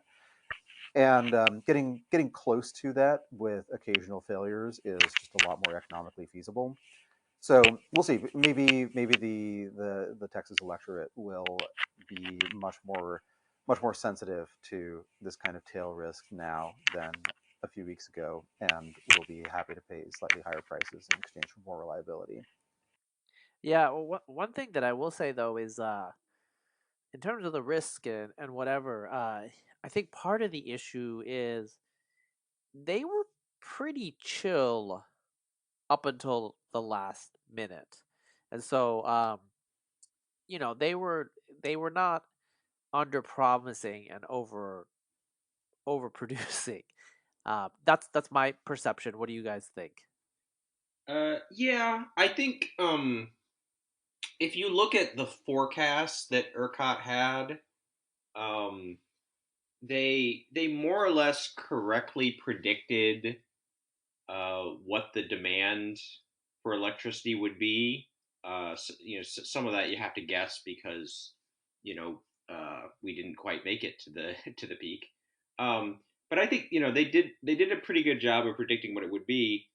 What they failed to predict was how the generation outages. I think they do a quarterly forecast, and they had a worst case scenario or an extreme scenario in their forecast of what the possible outages could be, and the reality was almost twice as bad as their worst case forecast, right? So that was clearly an error, a forecasting error.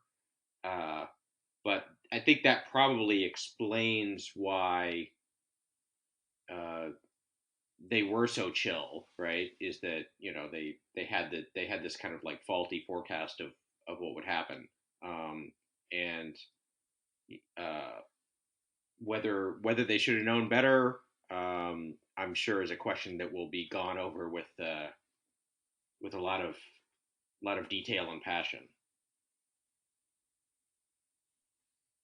Yeah, I mean, is this a tail risk issue? I mean, I'll open up to either of you. I mean, it reminds me of they have a model. The model has like normal interval of possibilities, and this is just outside. So I talked to Jon Stokes earlier Yeah. today, and he's getting part of this podcast actually. He'll be the first one that the listeners listen to, and he was just like his diesel assumes that it's going to be 17 degrees or higher, and it was below 17. So all sorts of stuff started not working on his residence on his acreage. So is that what's going on? It's like a multiple sigma event, like beyond what we were expecting. It's more than two. Yeah. Yeah, I think so. There is definitely a pattern where the worst disasters are the ones where a bunch of things that were independent variables become dependent on each other, or there's like all the correlations go to one, which usually happens in more social phenomena. But in this case, yeah, there was this correlation between sudden spike in energy demand and sudden drop in supply, and you would normally treat those as two things that don't have a lot of relationship to each other. Now, looking back on the last few days, we could say that actually it makes a whole lot of practical sense that if it gets really cold in Texas, that this can disrupt a lot of power generation and also cause people to use a lot more electricity. But people didn't really know it at the time, and there's also a part that is closer to a social phenomenon of how people react to any claim that you should conserve, because one way to look at conservation is if the power got switched off, it comes back on, you don't know how long it'll be on. Um, the very nice thing to do is set your thermostat to 60 and avoid doing anything that requires power and unplug every appliance you have. And the more maybe cynical thing to do is to assume that you won't have power for very long. So everything that you could do at some point that requires electricity, you should do right now. So brew a bunch of coffee and store it and do all your laundry and have it ready. You could sort of think of those things as de facto batteries, where they are a way to store electricity while you have it and then you use it while it's not available. And I don't know how much of that was going on, and I can't really, because I have a sample size of one with respect to how electricity availability went for this household. I can't tell how much of the difficulty in restoring power was that people used it really aggressively. We tried not to, but um, I don't know. I think if I thought that power was going to be on for 2 hours and then off for a week, that I probably would have behaved differently. Yeah, Yeah, no, it has crossed our mind too in terms of we're trying to conserve, but when the power came on, we started washing dishes and doing our laundry and just stuff that we hadn't been able to do, and our water heater made it through fine. A bunch of people lost their water heater, or they can't get hot water anymore, so they got to boil the water. I don't know what's up with that. I don't know anything about that sort of engineering, but there are some like serious infrastructure impacts. So you guys will hear it when you listen to this full podcast. But a friend of mine, Josiah's met this guy. Gareth, the sprinklers in his condominium complex blew and just hosed his a bunch of units. And so he's a refugee in Round Rock. Now, what happened is actually he had moved to another condominium complex that had power, and that's what happened at that complex. So they moved back to his apartment, which had no power but was dry, and then it happened there. And so I think we're going to see a lot of infrastructure repair that will need to be done in Austin after this is, accounted for. Yes, definitely. I mean, water, power, gas. Um, there probably even some road damage, or other things like as power comes back on. There's risks of like fire from the heaters or other things that have been not properly turned off. So let's pivot to the supply chain, and this is your thing, Bert. So I mean, it doesn't sound like you're too worried, but let's talk about that. Why you're not worried, and like, so just in terms of context for the listener, gas. It's a lot of gas stations have been closed, partly because they have no power, but partly because they have no gas. I went into my local mini mart just to see if they had anything. They had two things left. They had a bunch of alcohol, like all of the alcohol was left, so people are not drinking during the blackout, which whatever. And also, outrageously to me, hot sauce. There's just like a bunch of hot sauces left. So hot sauce and alcohol, people are not going for during the blackout. But everything else, like candy bars, like all of the household supplies, the fruit, the eggs, the milk, they're all gone. Um, HEBs here, here as in Austin, seem to be having issues with stock. My friend who I talked to earlier in the podcast said the HEBs in Round Rock to the north of here are fine. For people outside of the area, it's like say 30 minutes to an hour, depending on the traffic. To get to Round Rock, probably maybe closer to an hour. But in any case, it's not that far away. So, what do you think about the supply chain? Do you think it's going to snap back, guys? Yeah, I know a lot less about the I guess second to last mile of distribution, but a lot of the companies that manage complicated supply chains, this is what they actually game. They actually think about all of these different disruptions. They think about worst case scenarios. So I mentioned HEB and how they handled COVID really well, and one of the reasons for that was that they actually had a pandemic plan back from SARS, and they had a full checklist of things they should do, of things that would sell out quickly, what they should order more of, etc. So I I suspect that there are just that a lot of those organizations they already have some kind of plan, and they're already working as quickly as they can to fix things. And in terms of the gas market, there's also some pretty strong market incentives to get production up again. So and I know that that sounds like just the general libertarian, the market is magical and will solve all of our problems. But markets do provide really strong incentives, and they certainly provide a good reason to mobilize people and capital to solve the most pressing problem in terms of profitability that they can. So yeah, I definitely wouldn't want to be just counting on HEB being fully stocked everywhere tomorrow, but I suspect that they will bounce back fairly quickly in some form, and it'll probably be not quite the experience that we're used to, but they'll be able to get some essentials in, and some of that is just the simple fact that a lot of roads were iced over, but it's going to be warmer in the next few days. A lot of the ice will melt. Trucks will be able to get to stores again. and a lot of power has been restored. So a lot of the really practical constraints on getting things to stores are not going to be as big a constraint in the next few days. So you're thinking more like it's going to be an issue of days, not weeks, in I terms of think supply. I think like days before it's actually worth it to go to a grocery store. Weeks, if you're not desperate, weeks before you go to a grocery store and things seem pretty much the way they were in January. All right, so it's gonna take a little while to restock some of this stuff, and I'm reading about like a lot of local Texas produce is. I mean, this was a crazy weather event. Uh, a lot of stuff is gone, so that's gonna have an impact, right?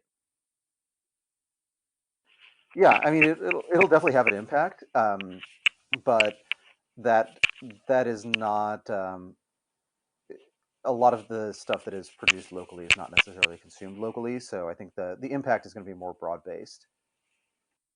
I see, I see. So yeah, it's not like the farm to table is what everyone is doing. Um, do you guys? I mean, this is more of a Josiah question, I guess. Do you think? I don't know. Is there going to be political impact from this? I think. I'll be entirely frank. I wasn't paying too much attention to all this political stuff, but it seemed like for the first couple of and Baron, you can also jump in. But first couple of days, people were clowning around, and I think they just kind of calmed down recently in terms of like, okay, this is serious. Like, what do you guys think about that? Yeah, so a friend of mine pointed out to me that because of the structure of Texas legislature, it's actually, if you care about reforming the system, it's really fortunate this happened in an odd numbered year, and that it could have been an unsolved, it could have ended up being an unsolved problem had it happened with a really long lag before the next meeting of the state legislature. Yeah, I mean, people are really angry, and justifiably so, and so they're, I think that's going to spur a lot of activity and response by politicians trying to find, who to blame and what to change or whatever.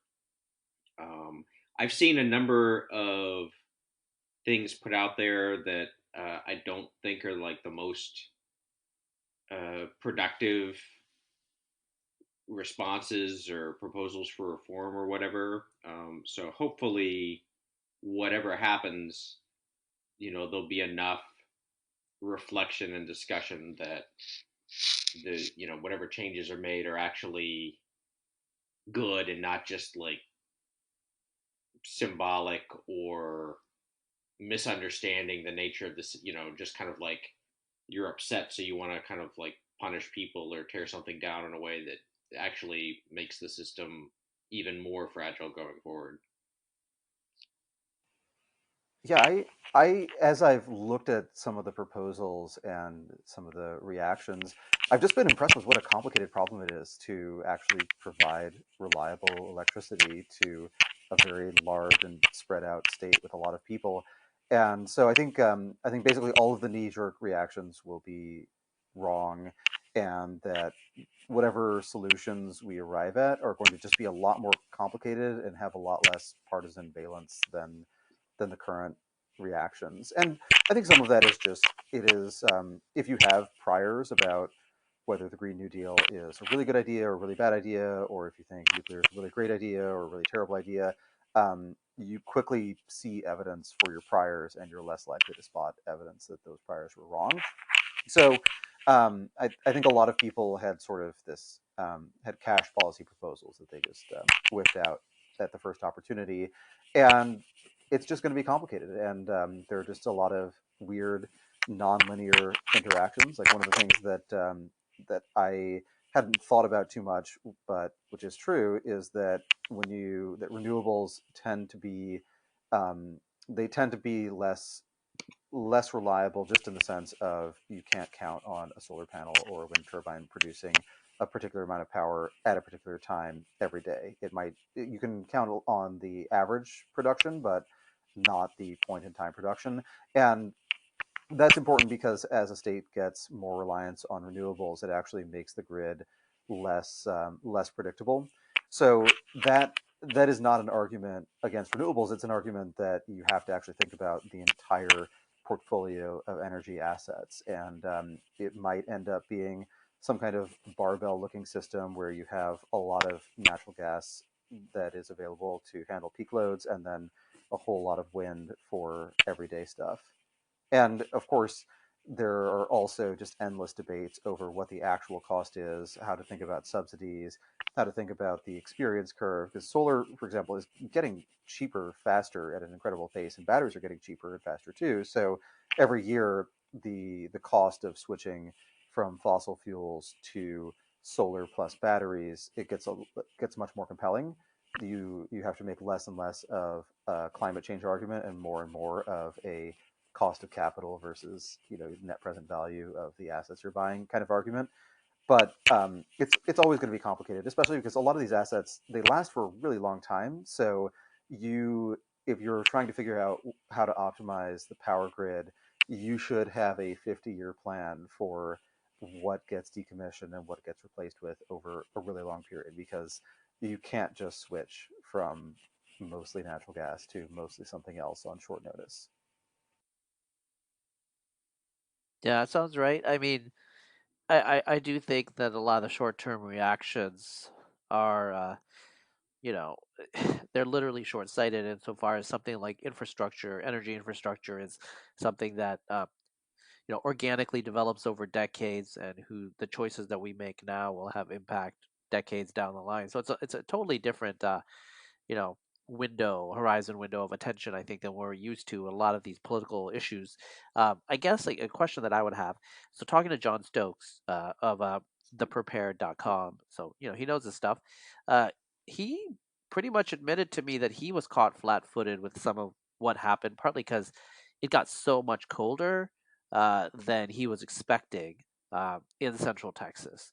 Has what happened, and you guys are relatively well prepared, partly because of the COVID-19, has the recent events changed your priors going forward in any way? Yeah, so I mean, I definitely think that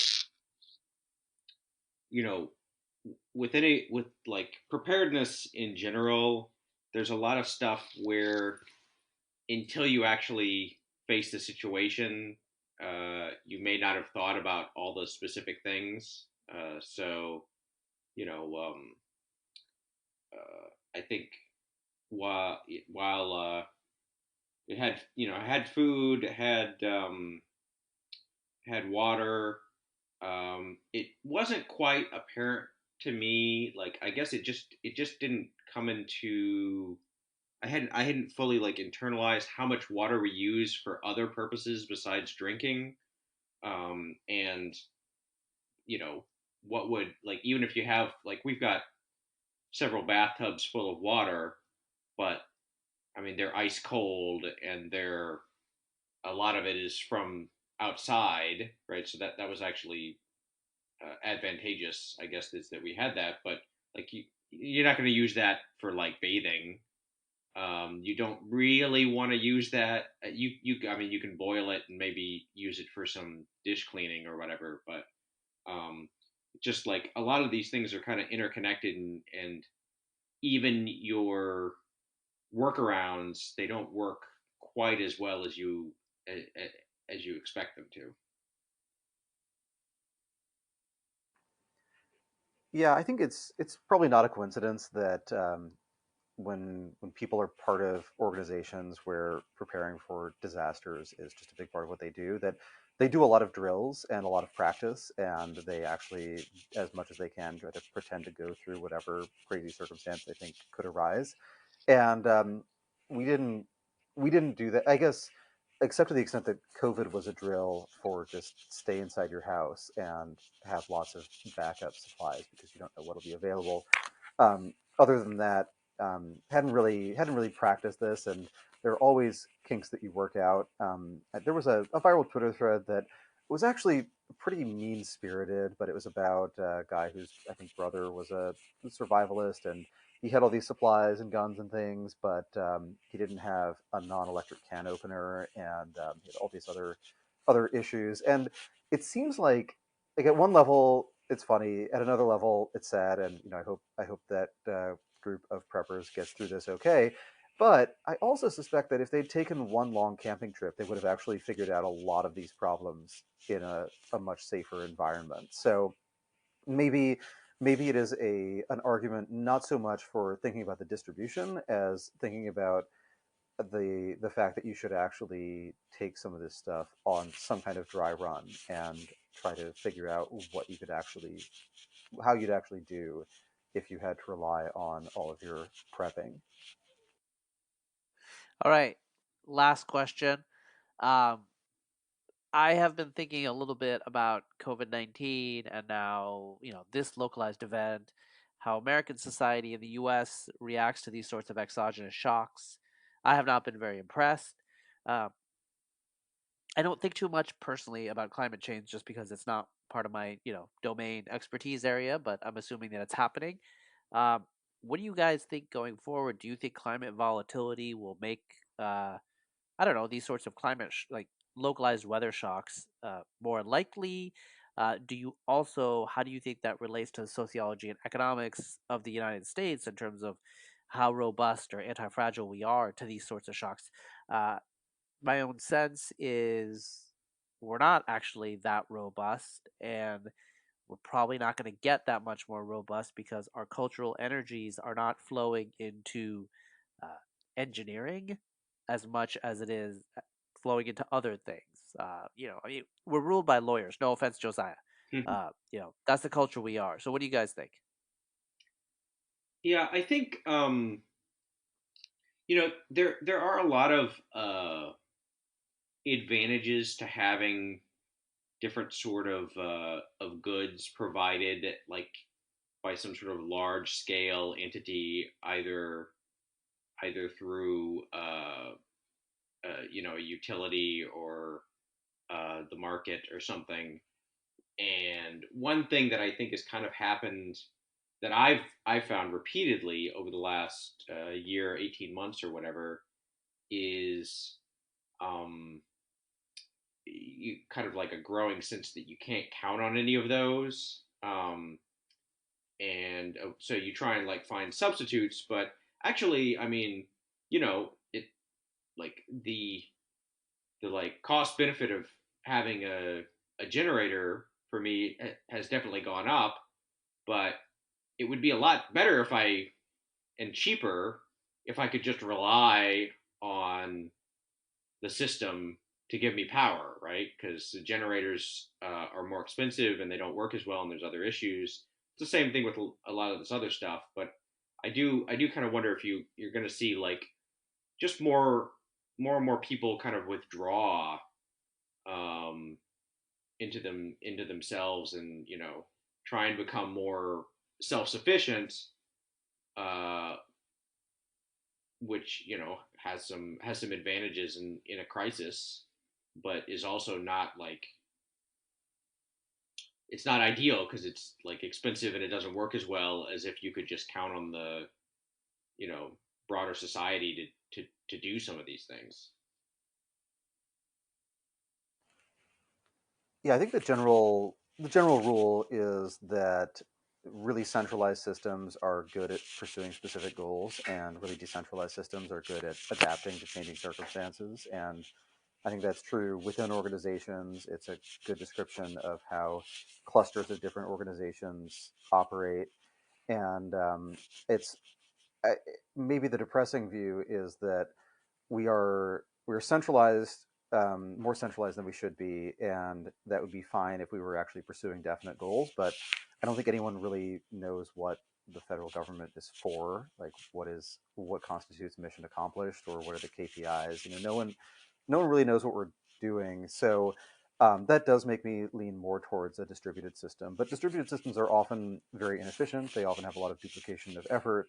And I've run through just some of the basic mental math of what would it cost for everyone in Texas to have solar and batteries, and it's expensive. Or what would it cost for everyone to have a generator and enough gasoline stored that we'd be able to run our generators and power our houses for long enough to get through outages like this. And it's also expensive. It's a couple weeks of, I think for the U.S. to do this, it would be a couple weeks of global gasoline consumption just devoted to stockpiling, which would be a huge swing in demand. So having a more decentralized system is less efficient, but there might be some virtues to that where you're a lot more aware of what is required to survive and get through a crisis if you're actually doing some of the work yourself rather than expecting for there not to be a crisis or expecting it to get resolved on its own.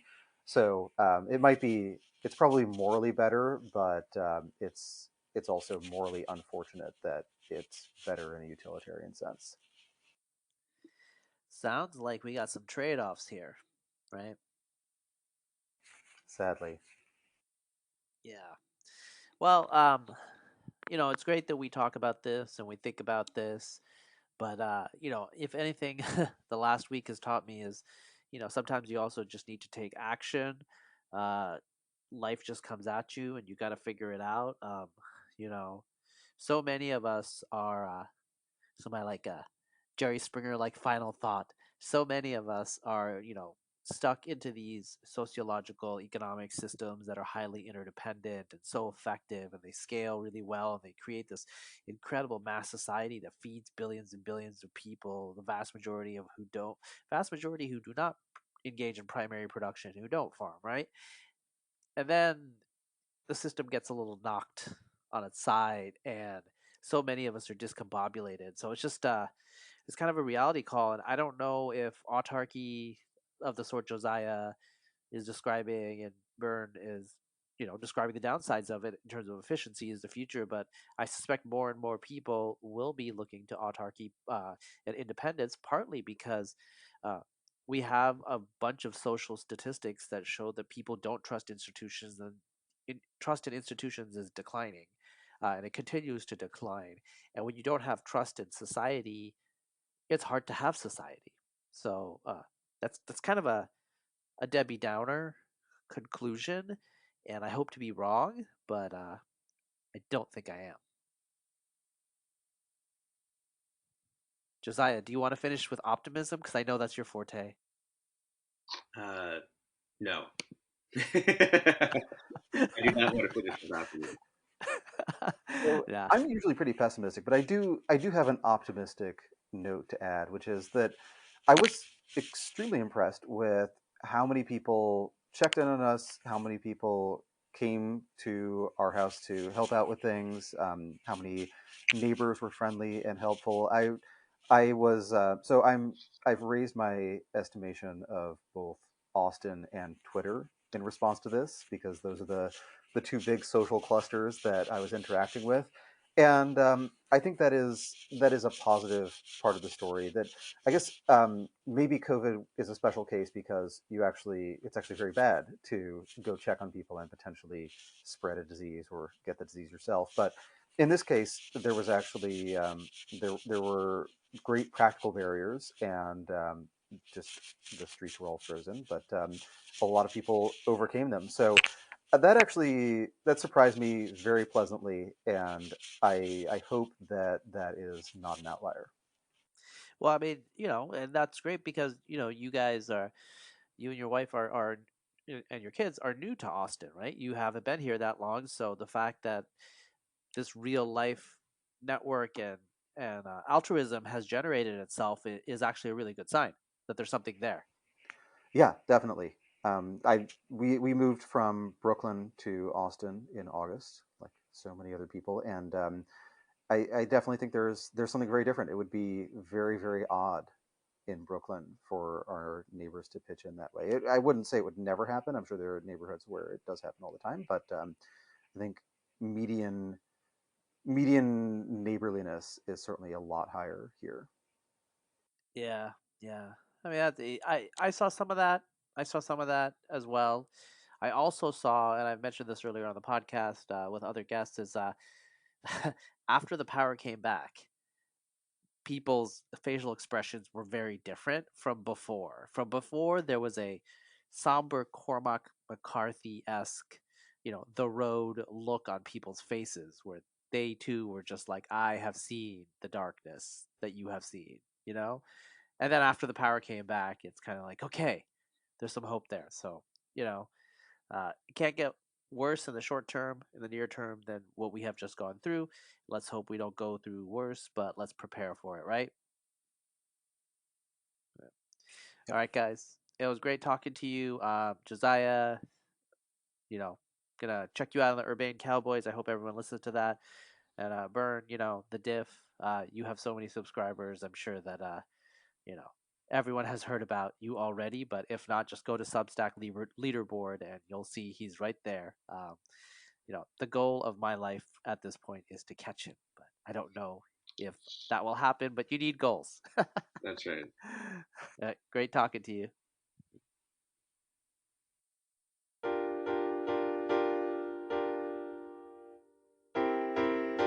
This podcast for kids